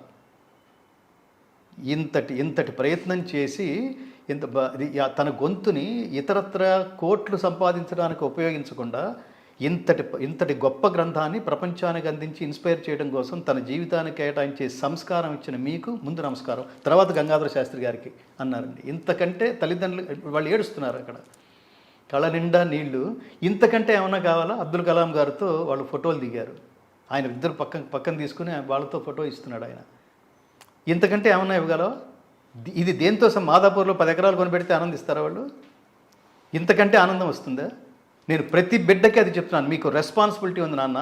కష్టపడి నిన్ను ఇష్టపడి కష్టపడి ప్రేమతో సంస్కారవంతులుగా నిన్ను పెంచినప్పుడు సమాజం అంతా నిన్ను దాటుకుని అమ్మా నాన్న దగ్గరకు వచ్చి కాళ్ళకి నమస్కారం చేసి, ఎంత గొప్ప కొడుకుని ప్రపంచానికి అందించావు తల్లిదండ్రులారా, ఎంతటి గొప్ప తల్లిని ప్రపంచానికి అందించారు తల్లిదండ్రులారా అని మెచ్చుకోగలిగే పని మెకానికల్గా చేయకండి, డబ్బు కోసం చేయకండి, టైంపాస్ కోసం చేయకండి. అలా అందించగలిగితేనే, తల్లిదండ్రుల కళ్ళలో అది ఆనందం చూడగలిగితేనే, ఇవ్వగలిగితేనే అది జన్మ. అది చెప్తాను నేను పిల్లలకి. భగవద్గీత నాకు ఇచ్చింది అదే. నేను చెప్పగలిగే అర్హత ఎందుకు వచ్చిందంటే, నేను ఆచరించగలిగాను కాబట్టి, నేను ఇవ్వగలిగాను కాబట్టి. ఖచ్చితంగా. యద్యదాచరతి శ్రేష్ఠః తత్తదేవేతరో జనః సయత్ ప్రమాణం కురుతే. నువ్వు అసలు ఇన్స్పైర్ చేయకపోతే ఎవరిని, మా టీచర్ చెప్తుండేవాడు, నువ్వు చచ్చిపోయే లోపల ఎవడో సార్ మీ ఇన్స్పిరేషన్తో నేను ఇవాళ ఈ స్థితిలో ఉన్నానని ఒక్కడ కూడా నీ జీవితం మొత్తం మీద నిన్ను అందరినీ దాటుకుంటూ నీ ఫోన్ నెంబర్ తెలుసుకుని నేను వెతుక్కుని నీ దగ్గరికి రాకపోతే అసలు అది జన్మే కాదురా పో యూజ్లెస్ ఫెలో అట్లా తిరుగుతూ చెప్పేవాడు మా టీచర్. అలా తిరుగుతూ చెప్పేవాడు. పిల్లలకి అది చెప్పాలి. భగవద్గీతలో ఇదంతా ఉంది అంతే తప్ప అదేదో వేదాంత గ్రంథమో రిటైర్మెంట్ గ్రంథమో తర్వాత చూసుకుందాం లేను కాదు. చెప్పినవాడు దేవుడు, విన్నవాడు ఎవడో భక్తుడు. సో మనకి ఇంకా ఆ ఏజ్ రాలేదనుకున్న వాళ్ళు చేసి అసలు భగవద్గీత ఉన్నదంతా అదే. ఉన్న జీవితాన్ని సద్వినియోగం చేసుకో, అదే భగవద్గీత. ధర్మంగా నడువు, అదే భగవద్గీత. కర్మ అంటే దాంతో మమేకమై చెయ్యి, అదే భగవద్గీత. ఈ నువ్వు చేసే కర్మ వేదోక్తమైన కర్మలు మాత్రమే కర్మలను చెప్పబడుచున్నవి. వేదం ఏం చెప్తుందంటే లోకహితం కోసం బతుకునాన్న, అందులో ఉన్న ఆనందం ఇంకెందులోనూ ఉండదు. ఆ లోకహితం కోసం చేసే పనికి ఎక్స్పైరీ డేట్ ఉండదు, ఆ పని చేసే వాడికి కూడా ఎక్స్పైరీ డేట్ ఉండదు. ఇవన్నీ వదిలిపెట్టేసి అర్జెంటుగా డబ్బు వచ్చే పని చేయడం ఏంటి? నేను ఇందాక చెప్పాను, డబ్బు సుఖాన్ని ఇస్తుంది కానీ శాంతినివ్వదు. అవును, సుఖమే ఇస్తుంది, శాంతినివ్వదు. డబ్బు అన్నీ ఇచ్చేటైతే కరోనాలో అంతమంది పోరు కదా. నా దగ్గర చాలా డబ్బు ఉంది, బతికించండి డాక్టర్ అని అన్నవాళ్ళు ఉన్నారు, ఆక్సిజన్ లేక చచ్చిపోయారు. సరైన సమయానికి ఆక్సిజన్ అందక చచ్చిపోయారు. డబ్బు ఎంతున్నా అది రోడ్డు మీదే ఉంది. ఇవి వేదాంత వాక్యాలాగా అనిపిస్తాయి, కానీ అలా ఖర్చు పెడుతున్న వాళ్ళు కూడా డబ్బు బాగా సంపాదించండి, దాన్ని సద్వినియోగం కూడా చేయండి. అవును, లోక శ్రేయస్సు కోసం యజ్ఞదాన తపః కర్మ నత్యాజ్యం కార్యమేవ తత్ యజ్ఞోదానం తపశ్చైవ పావనాని మనీషిణాం. యజ్ఞదాన తపః కర్మ నత్యాజ్యం కార్యమేవ తత్. జీవితంలో ప్రతి మనిషి జీవితంలో మూడింటిని ఖచ్చితంగా, 3 పనులు 3 పుణ్యకర్మలు చేసి తీరాల్సిందే. ఒకటి యజ్ఞం, దేవతలను సంతృప్తిపరచడం కోసం. పరిస్థితి ఏం చేస్తారు? నువ్వేది అడిగితే ధర్మబద్ధంగా అది ఇచ్చేస్తారు. మనకి కనెక్షన్ ఉంది దేవతలతో. దానం, ఆర్తులకి దానం చేయండి. నువ్వు 100 రూపాయలు సంపాదిస్తే ప్రతివాడు 10 రూపాయలు నాది కాదు, ప్రజలది, అందులో ఆర్తులది. వాడికి వాళ్ళల్లో ఎవరికైతే అర్హుడున్నాడో, ఎప్పుడు ఇందాక వీడియోలో చూడండి, దేవుడు కోరికని బట్టి వాడు అర్హతను బట్టి ఇస్తాడు. God gives you what you deserve, not what you Dzire. అందుకని అర్హత ఉన్న వాడిని తీసుకుని ఆ పిల్లల్ని చదివించండి. రోడ్ల మీద చెత్తా చెదారం వేరుకునే పిల్లలు ఉన్నారు, చిన్న పిల్లలు. ఈ చౌరస్తాల్లో చంటి పాపలు అంటాం కదా, ఆ పిల్లల్ని ఎత్తుకుని వాడు ఎప్పుడు నిరంతరం నిద్రలోనే ఉంటారు. అదో పెద్ద భయంకరమైన బిజినెస్. వీటి మీద దృష్టి సారించట్లేదు ప్రభుత్వాలు. వాడికి మొత్తం మంది ఇచ్చేసి వాళ్ళు అడుక్కుంటూ ఉంటారు. వాళ్ళని తీసుకోండి, దత్తత తీసుకోండి, వాళ్ళని పెంచి పెద్ద చేయండి, వాళ్ళకి విద్యాబుద్ధులు నేర్పించండి. మన పిల్లలు మన కాళ్ళ మీద కూర్చొని నువ్వు నాకు చాలా చేసావు నాన్న అని అనడం కంటే, వాడు అంటాడు ఇది నీ బాధ్యత, అది వాడి బాధ్యత. అవును, కానీ దారిని పోయేవాడికి బాధ్యత కాదు. వాడిని తీసుకొచ్చి పెంచండి, వాడిని గొప్పవాడిని చేయండి. వాడి కాళ్ళ దగ్గర కూర్చొని అమ్మ ఈ అమ్మ కాని అమ్మని అమ్మ అంటుంటే కళ్ళ నిండా నీళ్ళు తిరిగిపోవు. ఇంకొకడు ఎవడో ప్రపంచంలో బయట నుంచి వచ్చిన వాడు అమ్మ అంటుంటే, నాన్న అంటుంటే. ఇది దానం. 3వది తపస్సు. పరమాత్మ నాకు ఇది వద్దు, ఈ లోకమే వద్దు, చాలు, ఇక్కడ దాకా చాలు, నన్ను నీలో ఐక్యం చేసుకో. ఎందుకంటే నువ్వే చెప్పావు కదా, ఈ లోకానికి 2 లక్షణాలు ఉన్నాయి. అనిత్యం అసుఖం లోకం ఇమం ప్రాప్య భజస్వమాం. ఇది అనిత్యం, అసుఖం. ఏదైతే నిత్యం అనుకుంటున్నామో అది పోతుంది, కాలం కరిగిపోతుంది, వయసు కరిగిపోతుంది. నేను చాలా అందగాడిని, చాలా అందగత్తిని అనుకున్నది అది అద్దంలో చూసుకుని విర్రవీగింది. ఏదో ఒక రోజు అదే అద్దం ముందు నిలబడి భయపడే పరిస్థితిలో తయారవుతాం. భయపడే పరిస్థితులు. ఎంతమంది గొప్ప గొప్ప అందగత్తులైన సినిమా ఆర్టిస్టుల చోట ఉదాహరణ చెప్తున్నాం. అవును, ప్రతివాడి జీవితం నేనేనా ఇది ఇంత భయంకరంగా దడుచుకునేట్టుగా ఉన్నానేంటి అని. సో ఈ విషయం చిన్నప్పటి నుంచే మనకు తెలియటం కోసం, చిన్నప్పటి నుంచే మనం తెలిసి మనం వేదాంతపరమైన మార్గంలో వెళ్ళటం కోసం ప్రభుత్వాలు గొప్ప పని చేసినాయి. చెత్తాచెదారం కెమెరాలతో మనం ఫోటో తీసి ఆధార్ కార్డులో వేస్తాడు చూడండి, వాడే దడుచుకు చచ్చేట్టు. ఎవడన్నా గర్వపడేవాడిని వాడి ఆధార్ కార్డు వాడికి చూపించండి. అట్లా ఇప్పుడు ఈ ఫిలాసఫీ అన్నది, ఈ వేదాంతం అన్నది, ఈ ధర్మ మార్గంలో మనకి ప్రపంచానికి సంక్షిప్తంగా ప్రపంచానికి బోధించిన భగవద్గీత అన్నది రిటైర్మెంట్ సబ్జెక్ట్గా కాదు, బాల్య దశ నుంచే పిల్లలకి నేర్పించమని తల్లిదండ్రులకి విజ్ఞప్తి చేస్తున్నాం భగవద్గీత ఫౌండేషన్ నుంచి. 2వది ప్రధానమైన మాట, దయచేసి మీరు గర్వపడండి, హిందువులని చెప్పుకోవడానికి గర్వపడండి. హిందూయిజం మతం కాదు, ధర్మం. అది తెలుసుకుని గర్వపడండి. ఆడపిల్లలను చూస్తే సిగ్గు అనిపిస్తుంది. హిందువుల ఆడపిల్లలను చూస్తే సిగ్గుపడుతున్నాం, బాధపడుతున్నాం. ఎందుకు బాధ అంటే బొట్లు పెట్టుకోవట్లేదు, నామర్దా ఫీల్ అవుతున్నారు, బొట్లు తీసేస్తున్నారు. బొట్టు వల్ల దేవతల్లాగా కనిపించే ఆడపిల్లలు పిశాచాల్లాగా కనిపిస్తున్నారు. తల్లిదండ్రులు చెప్పటం లేదా? ఇది కాక ఇంకొక దారుణమైన దురదృష్టం ఏంటంటే, అసలు మాలాంటి వాళ్ళు, నేను ఏదైనా ఒక టీంని పెట్టి దాడులు కూడా ప్రారంభిస్తే బాగుంటుందా అనిపిస్తుంటుంది. కాస్మెటిక్ షాప్స్కి అప్పుడప్పుడు వెళ్తుంటాం, పిల్లల కోసం వీళ్ళ కోసం వెళుతుంటాం. వెళితే కాస్మెటిక్ షాపులో అది లారియల్ కావచ్చు, రెవలాన్ కావచ్చు, కటియావర్ స్టోర్ కావచ్చు, లేదా హెల్త్ అండ్ గ్లో కావచ్చు. అక్కడికి వెళ్ళినప్పుడు నేను పని కట్టుకుని అడుగుతాను, నీ పేరేంటి తల్లి అని. దుర్గా అంది ఆ పిల్ల. మరి బొట్టు లేదేమిటి అని అడిగితే ఆ పిల్లలు మన హిందూ జాతి ఆందోళన పడాల్సిన దారుణమైన సమాధానం చెప్పింది. మేము బొట్టు పెట్టుకుంటే నాట్ అలౌడ్ స్వామి అంది. ఎక్కడ? ఆ స్టోర్లో పని చేయడానికి నాట్ అలౌడ్. అది రెవలాన్ వాడి ఆ కంపెనీ వాడి నిర్ణయం అంటది. ఎవడు వాడు, ఏ దేశానికి వచ్చాడు, ఈ దేశం సంస్కృతి ఏంటి, నీకు అసలు పిల్లల టాలెంట్తో ఇంపార్టెంటా, దాని బొట్టుతో నీకేం ఇంపార్టెంట్, నీకేం అవసరం? బొట్టు తీస్తే ఇక్కడ ఎప్పుడు చూడండి ఎవరికీ బొట్టు లేదు ఇక్కడ అని కూడా చెప్తోంది గర్వంగా. దుర్గా అనే పిల్ల బొట్టు తీస్తే కానీ ఆ షాప్లో పని చేయడానికి అర్హత లేదు. పనిచేస్తున్న వాళ్ళు ఇండియన్సే.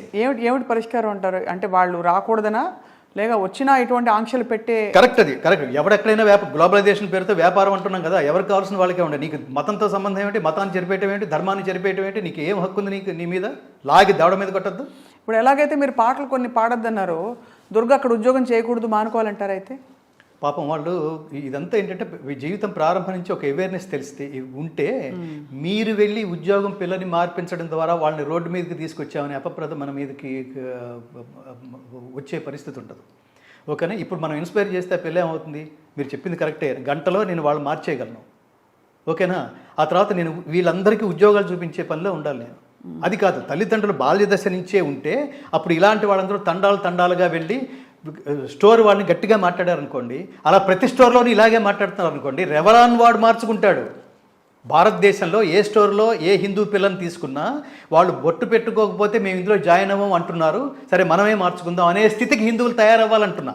అంతే తప్ప వీళ్ళని అక్కడ ఏదో రెచ్చగొట్టేసి బయటికి లాగటం వల్ల ఏమిటి, నాకు వచ్చే ప్రయోజనం ఏమిటి? మీరు రియలైజ్ అవ్వండి. You have to realize yourself that you are an Indian first, you are a Hindu next. అది మీకు లేనంతకాలం నేను ఎంతసేపు రెచ్చగొడతాను? వాళ్ళు ఉద్యోగాలు చేయకపోవటం కాదు. ఇప్పుడు ఉదాహరణకి మీకు ఇలా అయితే సాధ్యం అవుతుందా? ఈ జాగరణ లోపల నుంచి రావాలి కదా స్వామి. ఇంకోటి ఏంటంటే ఇది ఎక్కడో ఉద్యమ స్థాయిలో తల్లిదండ్రులే పిల్లలతో కాసేపు మాట్లాడడం వల్ల వచ్చేదండి. నా బొట్టుతో నీకేమి ఒక ఆర్గ్యుమెంట్ మొదలవ్వాలి కదా. ఆ పిల్ల చదివిన 10th క్లాస్కో, నేను ఇప్పుడు చెప్తున్న ఉదాహరణలో ఆ 10th క్లాసో ఇంటర్మీడియట్ 7th క్లాసో ఏదో ఉండుంటారు వాళ్ళు. వాళ్ళ మెచ్యూరిటీకి మీరు ఎంతసేపు అవును సార్ మీరు చెప్పింది కరెక్టే సార్, మీరు చెప్పింది కరెక్టే అనుకుంటూ వెళ్ళింది. ఏదో బీజం నాటింది. తర్వాత ఏం చేస్తుందో ఆ పిల్లని నేను అనుసరించలేను. నేను ఏమంటానంటే ఇది సాధ్యమేనా అనే ప్రశ్న మాత్రం వేయగలం. ఇలా అందరూ పెట్టుకోవడం సాధ్యమేనంటే ఎస్ సాధ్యమే. స్వామి తమరు లక్షణంగా భారతీయ సంప్రదాయంతో మీరు పంచకట్టుకును కనిపిస్తారు ఎక్కడికి వెళ్ళినా. అదే అందరూ వాళ్ళ ప్యాంట్లు షర్ట్లు వేసుకుంటున్నారు, వాళ్ళ మాట ఏమిటి? దానికి అభ్యంతరం లేదంటున్నా. ఎందుకు లేదు? దానికి ఎందుకు లేదంటే మీరు ఆ రూట్స్ దాకా మనం వెళ్ళక్కర్లేదు. అదేమి మనకేమి ఇబ్బంది పెట్టేది కాదు. ఇది కాదు బొట్టు అనేది. నేను ఒక 3 వాక్యాలు చెప్తాను. సనాతన ధర్మానికి ధర్మంలో భాగం సంప్రదాయం. నేను ఏమంటానంటే నీ సంస్కారం గురించి నేను ప్రశ్న చేస్తున్నా. మీరు అది కట్టుకోండి ఇది కట్టుకోండి చేయట్లేదు. నేను కూడా పాత రోజుల్లో నేను ప్యాంట్ వేసుకుని ఉండొచ్చు, అంత మాత్రం నా ధర్మం వదిలిపెట్టలేదు. ఈ ఆహారం అనేది ధర్మంలో భాగం కావచ్చు, ఏమంటారు సంప్రదాయంలో భాగం కావచ్చు, కానీ నా కన్వీనియంట్ కోసం వేసుకున్నాను. కానీ ఇది తీసేయాల్సిన అవసరం లేదు. వీళ్ళు ఎందుకు తీసేస్తున్నారంటే నామర్థాన్ని తీసేస్తున్నారు. ఒక షాప్స్ వాళ్ళే కాదు స్వప్న గారు, విడిగా స్కూల్కి వెళ్ళే పిల్లలు వాళ్ళని ఎవరు ఏం అడగరు. స్కూళ్ళలో విద్యా సంస్థలలో మన రాజ్యాంగబద్ధంగా సెక్యులర్ ఇండియాలో ఇది నీ ఐడెంటిటీ నిన్ను విడదీయకూడదు, నువ్వు నీ సహచరులతో సరిగ్గా సవ్యంగా ఉండాలి, అందరూ సమానం అని చెప్పే దిశగా ఎవరికి ఎటువంటి వేషధారణ ప్రత్యేకంగా కనిపించకూడదు విద్యా సంస్థలో అనేది ఒక ఆలోచన. అది తమరు ఏకీభవించకపోవచ్చు, ఇతరులకి అనేక అభిప్రాయాలు ఉండొచ్చు. అదొక చాలా దీర్ఘమైన చర్చ. మీ ఆంతర్యం అర్థమైంది. ఎవరి ధర్మాన్ని వాళ్ళు పూర్తిగా వాళ్ళు అందులోకి లీనమై ఆ పద్ధతుల్ని ఫాలో అవ్వట్లేదు అనేది మీ ఆందోళన, అర్థమైంది. అంతే. అది ఆహారాన్ని బట్టిని కాదు, నేను కావాలని తీసేస్తున్నారు చూసారా, ఆ పద్ధతి తప్పు. అది అంటే ఎక్కడో అణగదొక్కే అణచివేసే లేదు పక్కకి తోసే పద్ధతిని అది లాజికల్గా ఉంటే ఓకే. ఇప్పుడు నేను ప్యాంటు వేసుకుంటాను, నేను పంచి వేసుకుంటాను, నన్ను పరిగెత్తమన్నారు, పంచి వేసుకుంటే పరిగెత్తలేనండి అన్నాను, అయితే లాగు వేసుకుని పరిగెత్తండి అన్నారు. మాకు కూడా ఇక్కడ కరసేవకులు ఉన్నారు కదా, నేను RSS బ్యాక్గ్రౌండ్, మేము సంఘానికి శాఖకి మేము లాగుల్లోనే వెళ్ళాం. It's a convenient.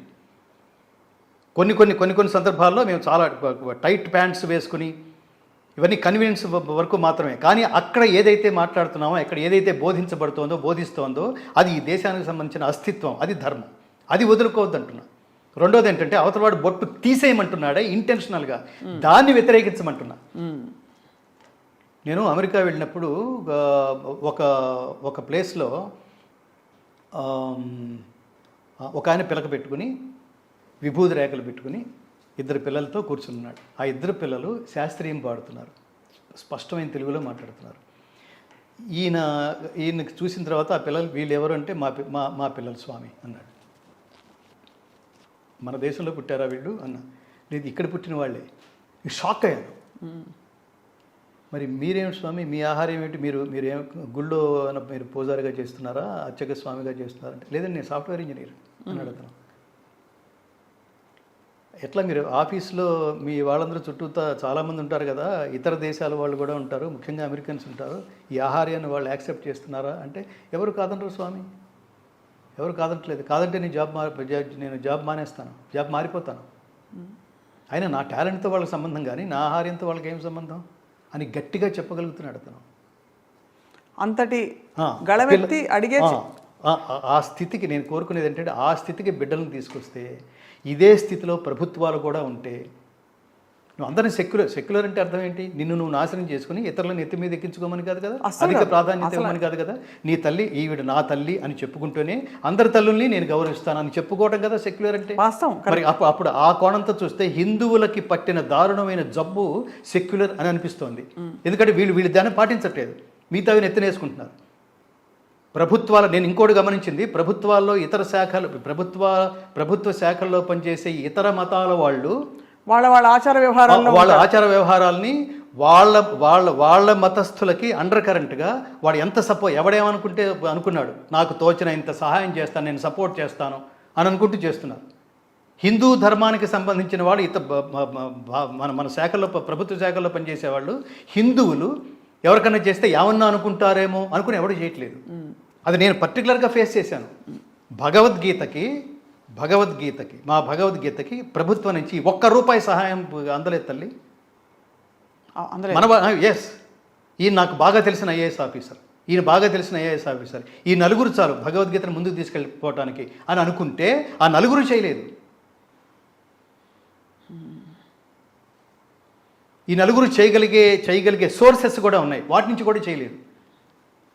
వీళ్ళలో నేను ప్రత్యేకంగా గమనించింది, నేను హిందువుని, నేను సనాతన ధర్మ మార్గంలో ఉన్నా, ఈ మార్గంలో ఉన్న ప్రతివాడు నాకు దైవంతో సమానం, వాడిని నేను ప్రోత్సహించడానికి ప్రయత్నిస్తా, వాడు ఒక్కడిని ప్రోత్సహిస్తే వాడు 100 మంది వివేకానందులు తయారు చేస్తాడు, వీళ్ళని బయటికి లాగుతా అనే స్పృహ. కానీ ఎవరో కోట్ల మంది, పివిఆర్కే ప్రసాద్ గారు లాంటి వాళ్ళు ఎవరో కోట్ల మంది ఒక్కళ్ళు.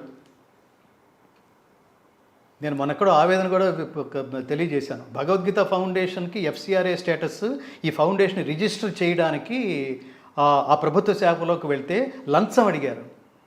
భారతదేశంలో పుట్టిన శ్రీకృష్ణ పరమాత్మ పుట్టిన ఈ దేశంలో శ్రీకృష్ణుడు బోధించిన సార్వజనీయమైన భగవద్గీతని రికార్డ్ చేయడానికి సంకల్పించిన ఒకడు ఈ సంస్థను రిజిస్టర్ చేయడం కోసం మీ కాళ్ళ దగ్గర నిలబడితే మీరు లంచం అడుగుతారా స్వామి? అతను హిందువే. ఎస్, అతని పేరు శ్రీకృష్ణ పరమాత్ముడుకున్న చాలా పేర్లలో సర్వనామాల్లో ఒక నామం ఉన్నవాడు అనమాట. వాడు నాకు పెట్టబోయిన నామం. అల్టిమేట్గా వాడు సక్సెస్ అయ్యాడు ఆ లంచం తీసుకోవడంలో సక్సెస్ అయ్యాడు వాడు అంటున్నా. నాతో పాటు మా ఆడిటర్ ఉన్నాడు. స్వామి మీరు అట్లాంటి పేర్లు పెట్టకండి, మీరు లౌక్యంగా ఉండాలి అని వాడు కృష్ణుడు అవతారం ఎత్తి నన్ను అర్జునుడిగా కూర్చోబెట్టి నాకు అక్కడ ఉపదేశం చేస్తున్నాడు. అంతమందిలో ఆ లంచం తీసుకున్నవాడు నన్ను అక్కడ కూర్చోబెట్టాడు, భగవద్గీత శ్లోకాలు పాడించాడు, భజనలు చేయించాడు. ఆఫీస్ నిండా అసలు నేను 1 గంట సేపు అసలు మామూలు మెస్మరిజం కాదు అది. అంతా అయిపోయిన తర్వాత స్వామి మీతో అయిపోయింది, ఇంకా మేము వారు మేము మాట్లాడుకుంటాం, ఇది ఆడిటర్ మేము మాట్లాడుకుంటామని లక్షల లంచం తీసుకున్నాడు అతను. ఇతను నేను మన ఫౌండేషన్కి ఇస్తున్న విరాళంలాగా నేను భావిస్తాను, మీరు లంచం అని పేరు పెట్టకండి, మీరు ఫౌండేషన్ నుంచి కూడా ఏమి ఇవ్వద్దు, నేను చూసుకుంటాను అని అతను హెల్ప్ చేశాడు. ఫైనల్గా దాని పేరు లంచం. ఈ దేశంలో ఉన్నావా, ప్రపంచానికి జ్ఞానం బోధించిన దేశంలో ఉండి ఆ బోధించిన వాడి పేరుతో ఒక ఆర్గనైజేషన్ పెడితే లంచం ఇవ్వగలిగే ఇవి ఇస్తే తప్ప అది నిలబడలేని దుస్థితిలో ఉన్నావా? ఎవరిని బాగు చేయాలి, ఎంతకాలం చేయాలి, ఎన్ని తరాలు బాగు చేస్తే మళ్ళీ భారతదేశానికి ఈ సనాతన ధర్మానికి పూర్వ వైభవం సంప్రాప్తిస్తుంది? అలా అని వెళ్ళిపోవాలా? డ్రెస్సు మార్చేసుకుని మళ్ళీ మామూలుగా పాత సినిమాల్లోకి వెళ్ళిపోయి 125 సినిమాల్లో పాడా, అది వద్దనుకున్న కదా ఇందులోకి వచ్చింది, మళ్ళీ వెనక్కి వెళ్ళిపోవడం ఏమిటి? మళ్ళీ మన ప్రయత్నం మనం చేద్దాం. పోనీ గీత గొప్ప శ్లోకం చెప్తుంది, మనుష్యాణం సహస్రేషు కశ్చిద్యతతి సిద్ధయే యతతామపి సిద్ధానా కశ్చిల్ మాం వేత్తి తత్వతః. కోట్ల మంది జనాల్లో ఏ ఒక్కడో జ్ఞానసిద్ధి కోసం ట్రై చేస్తాడు. అలా ట్రై చేసేవాళ్ళలో ఏ ఒక్కడో మాత్రమే నిలబడతాడు, నన్ను గ్రహిస్తాడు. ఈ ఈ రోజుల్లో ఇది ఇంకా పనికిరాదులే, వెనక్కి వెళ్ళిపోదాం అనుకుని వెళ్ళిపోయిన వాళ్ళు ఉంటారు. ఎన్ని కష్టాలైనా ఎదురొడ్డి చివరిదాకా వెళదాం, ఏ ఒక్కడో మనం మనం మన మన మాటలు విని ఏ ఒక్కడో స్పందించినా చాలు, మన జీవితం సార్థకమైనట్టే, ఆ ఒక్కడే చాలు అనుకునేవాడు కూడా ఉంటాడు. ఆ హోపే, ఆ స్ఫూర్తే, ఆ పరమాత్మ స్ఫూర్తే మన ముందుకు తీసుకెళ్తుంటుంది. ఉద్ధరేద ఆత్మనాత్మానం, నిన్ను నువ్వే ఉద్ధరించుకో. అనేక ప్రయాణం ఇది పూలబాట కాదు స్వప్న గారు. ఏ ప్రయాణమైనా అలాగే ఉంటుంది. అందులో మీరు ఓ పర్టికులర్గా ఈ మార్గమే అనుకుని ధర్మం ధర్మం ధర్మం అని మీరు అక్కడే నిలబడాలనుకుంటే మామూలు దెబ్బలు తగలవు, కానీ అక్కడే ఉండాలి. ఎందుకంటే చాలా శక్తివంతమైంది. యతో ధర్మస్తతో కృష్ణ, యతో కృష్ణస్తతో ధర్మ, యతో ధర్మస్తతో జయ. అల్టిమేట్గా పోయిన తర్వాత జనాలు మాట్లాడుకునేదే క్యారెక్టర్. బతుకున్న కాలంలో బతకటం ప్రతివాడు బతుకుతాడు. అవును. సో మోస్ట్ ఇంపార్టెంట్ భగవద్గీతలో శ్లోకం అది చావుల దగ్గర పెట్టేసింది ఈ శ్లోకమే. కానీ అసలు జీవిత గమనాన్ని, జీవనానికి సంబంధించిన బోధని చేసిన శ్లోకం అదే. జాతస్య హి ధ్రువో మృత్యుః ధ్రువం జన్మ మృతస్య చ తస్మాదపరిహార్యేర్థే నత్వం శోచితుమర్హసి, నత్వం శోచితుమర్హసి.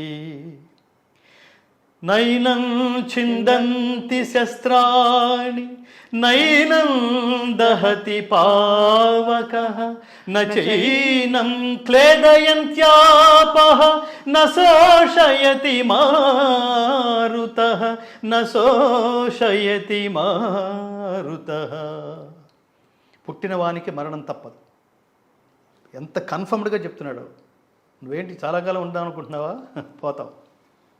రెండవది, పోయినవాడు మళ్ళీ జన్మ ఎత్తక తప్పదు. పునర్జన్మ సిద్ధాంతాన్ని ధృవీకరిస్తున్నాడు.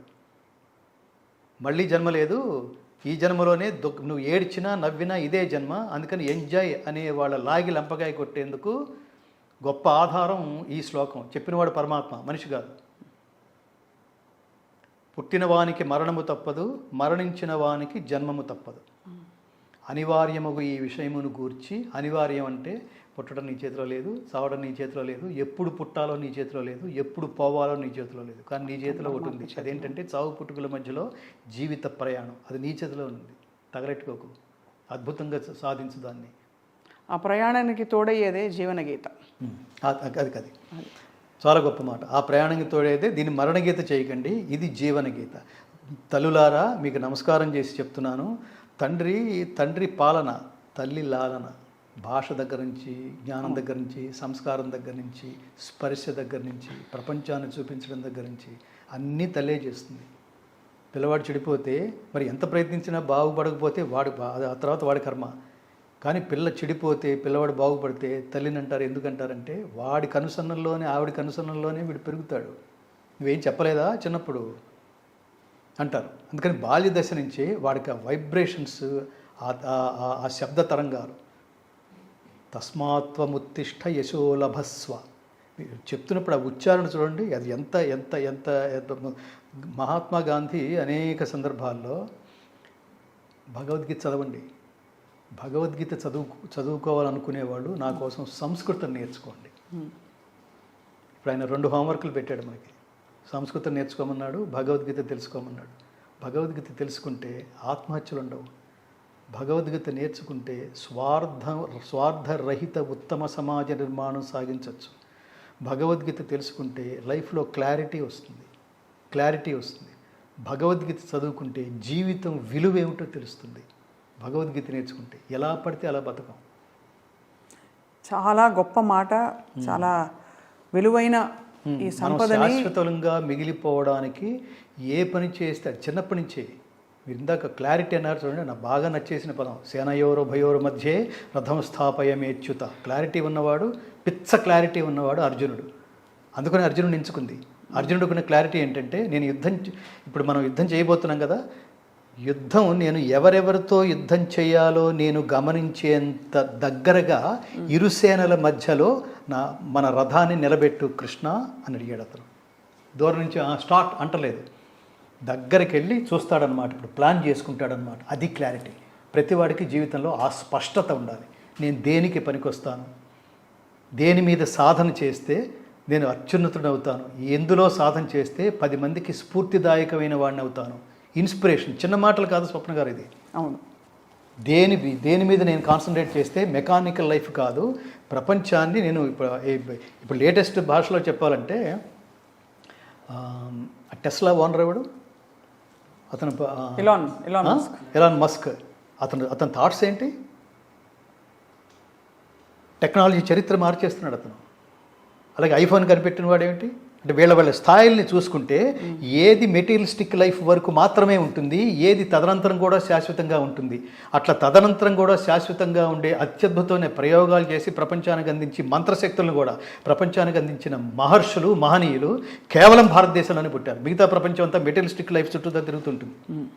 అక్కడికి వెళ్ళాలి, ఫాస్ట్గా వెళ్ళినందులో నష్టం ఏం లేదు. కానీ శాశ్వతానందమయ స్థితి అన్నాను చూడండి, మోక్షాన్ని ఆ పదం కనిపెట్టింది, తపస్సు ద్వారా దర్శించింది. ప్రపంచానికి ఈ మార్గంలో వెళ్ళాలని ఈ చిన్న పుస్తకం ఇది. నేను ఇప్పుడు చాలా చిన్న ఉదాహరణలు చెప్తుంటాను. మీ ఆరోగ్యాన్ని సర్వనాశనం చేసే ఫ్రిడ్జ్ మీద ₹1,00,000 ఖర్చు పెడుతున్నారు. మీ జీవితంలో ఎందుకు పనికిరాని టీవీ ముందు గంటల తరబడి జీవితాన్ని నాశనం చేసుకుంటున్నారు. ఒకరోజు టీవీ ముందు కూర్చుని పుస్తకం తీసుకుని రివ్యూ రాసుకోండి, ఈరోజు టీవీలో నాకు నచ్చిన అంశాలు అని ఎన్ని ఉంటాయో చూడండి. ఆ టీవీ కోసం మీరు చాలా ఇది గూగుల్ టీవీ అంటాడు ఒకడు, స్మార్ట్ టీవీ అంటాడు ఒకడు, దాని మీద లక్షలు తగలేస్తున్నాం. ₹10 పుస్తకం భగవద్గీత. దానికోసం ఇది ఎందుకంటే జీవితానికి ఉపయోగపడుతుంది. నీ పిల్లలు నీకు పేరు తెస్తారు, నాన్న ఎంత గొప్ప కొడుకును కన్నావు తల్లి అని మెచ్చుకుంటున్నప్పుడు నీకు కలిగే ఆనందం మీ ఆయన కోట్లు సంపాదించినా ఉండదు. అవును, చాలా గొప్ప జాగృతం చేసే సందేశం చెప్తూ ఇవాళ మీరు చెప్తున్న విషయాలన్నీ గంగాధర శాస్త్రి గారు అందరి మనసుల్లోకి చొచ్చుకుపోతాయి. ఖచ్చితంగా అందరినీ నిద్రలేపుతాయి. నిజంగా నిర్లిప్తతని, ఒక మౌనం అని కానీ, మంచితనం అని కానీ భ్రమపడుతున్న వారికి చైతన్యం కూడా కలిగిస్తాయి. ఖచ్చితంగా వారికి వారు జాగృతం కావడమే కాకుండా 10 మందికి ఉపయోగపడే చక్కటి జీవన విధానాన్ని ఎంచుకుని ఎక్కడెక్కడ సందేహాలు కలిగినా కలగకపోయినా భగవద్గీతని పఠనం చేస్తూ, పారాయణం చేస్తూ జీవితాల్ని మలుచుకుంటారని ఆశిస్తున్నాము.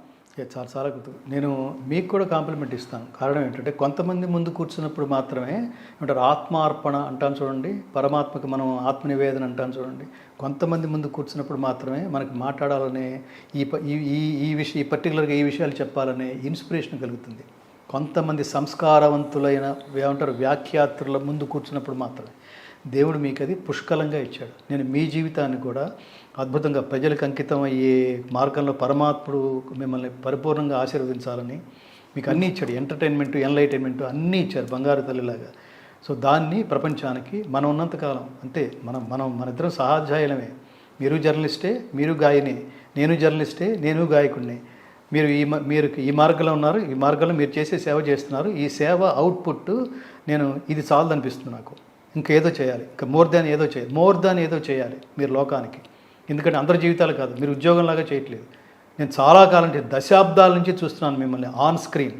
మీరు చాలా కార్యక్రమాలు చేశారు, జనాల్లోకి వెళ్ళారు, చాలామంది ప్రభావితం చేశారు. మరువను ఆహారంబును, మరువను సంసార సుఖము, మరువను ఇంద్రియ భోగము, మాధవని మాయా మరచెద సుజ్ఞానంబును, మరచెద తత్వరహస్యము, మరచెద గురువును దైవము, మాధవని మాయా ఎక్కడి మానుష జన్మం బెత్తిన ఫలమేమున్నది, నికము నిన్నే నమ్మితి నీ చిత్తంబికను, నీ చిత్తంబికను.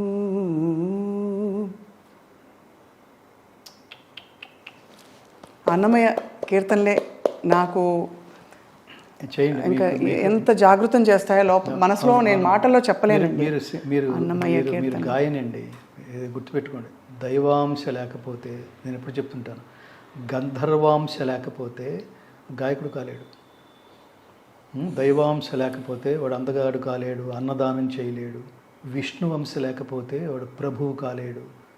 నేను ప్రభుత్వాలకు కూడా చెప్తుంటాను, మన సందులో తిరిగే కార్పొరేటర్ దగ్గర నుంచి రాష్ట్రపతి దాకా వీళ్ళందరూ దైవాంశ సంభూతులు. దురదృష్టవశాత్తు వాళ్ళది ఫీల్ కాకపోవడం, వాళ్ళది రియలైజ్ కాకపోవడం వల్లే సమాజంలో అసలు నిరంతరం సేవ చేస్తూ ఉండాలి. ఈ ప్రభుత్వాలు కూడా ఉచితాలు, అనుచితమైన పథకాలు పెట్టి అవును, వీళ్ళు చాలా ఆధ్యాత్మికంగా ఉండాలి. ఉంటే ఇప్పుడు ఏంటంటే దేవుడు నాకు ఇచ్చిన శక్తులన్నీ తిరిగి నేను సమాజం కోసమే ఉపయోగిస్తాను అనుకుంటాడు. ఆధ్యాత్మికవేత్త మాత్రమే రాజకీయాల్లో ఉండాలి, అది అనిపిస్తుంది నాకు. ఖచ్చితంగా మీరు ఇంత సంకల్పించారు. ఇది ఒక మహాయజ్ఞంలా మొదలయ్యి దీని ప్రభావం ఇంకా రాబోయే కాలమే చెప్పబోతోంది గంగాధర శాస్త్రి గారు. మా ప్రధానమైన లక్ష్యం ఇన్ని ప్రాజెక్ట్స్, ఇన్ని భాషల్లోకి, వీలైనన్ని ప్రపంచ భాషల్లోకి భగవద్గీతని రికార్డ్ చేసి సంగీతపరంగా. ఎందుకు అనుకున్నామంటే పుస్తకాలు ఉన్నాయి, పుస్తకాలు చదివే పరిస్థితి లేదు జనాలకి. అందుకని మీరు కారులో కూర్చోగానే అట్లా ఆడియో పడేస్తే ఒక శ్లోకం వెళుతూ ఉంటుంది, తాత్పర్యం వెళుతూ ఉంటుంది. ఖచ్చితంగా మిమ్మల్ని వెంటాడి ఉన్నతమైన మార్గంలోకి మిమ్మల్ని తీసుకెళ్లేంత వరకు అది నిద్రపోనివ్వదు. అంత మహత్తరమైన శక్తి ఉంది గీతకి. అందుకని వీలైనన్ని ప్రపంచ భాషల్లోకి దాన్ని అనువదించి మ్యూజికల్గా రికార్డ్ చేయాలనేది మొదటి సంకల్పం. అల్టిమేట్ సంకల్పం ఏమిటంటే to establish Bhagavad Gita university in our Telugu states.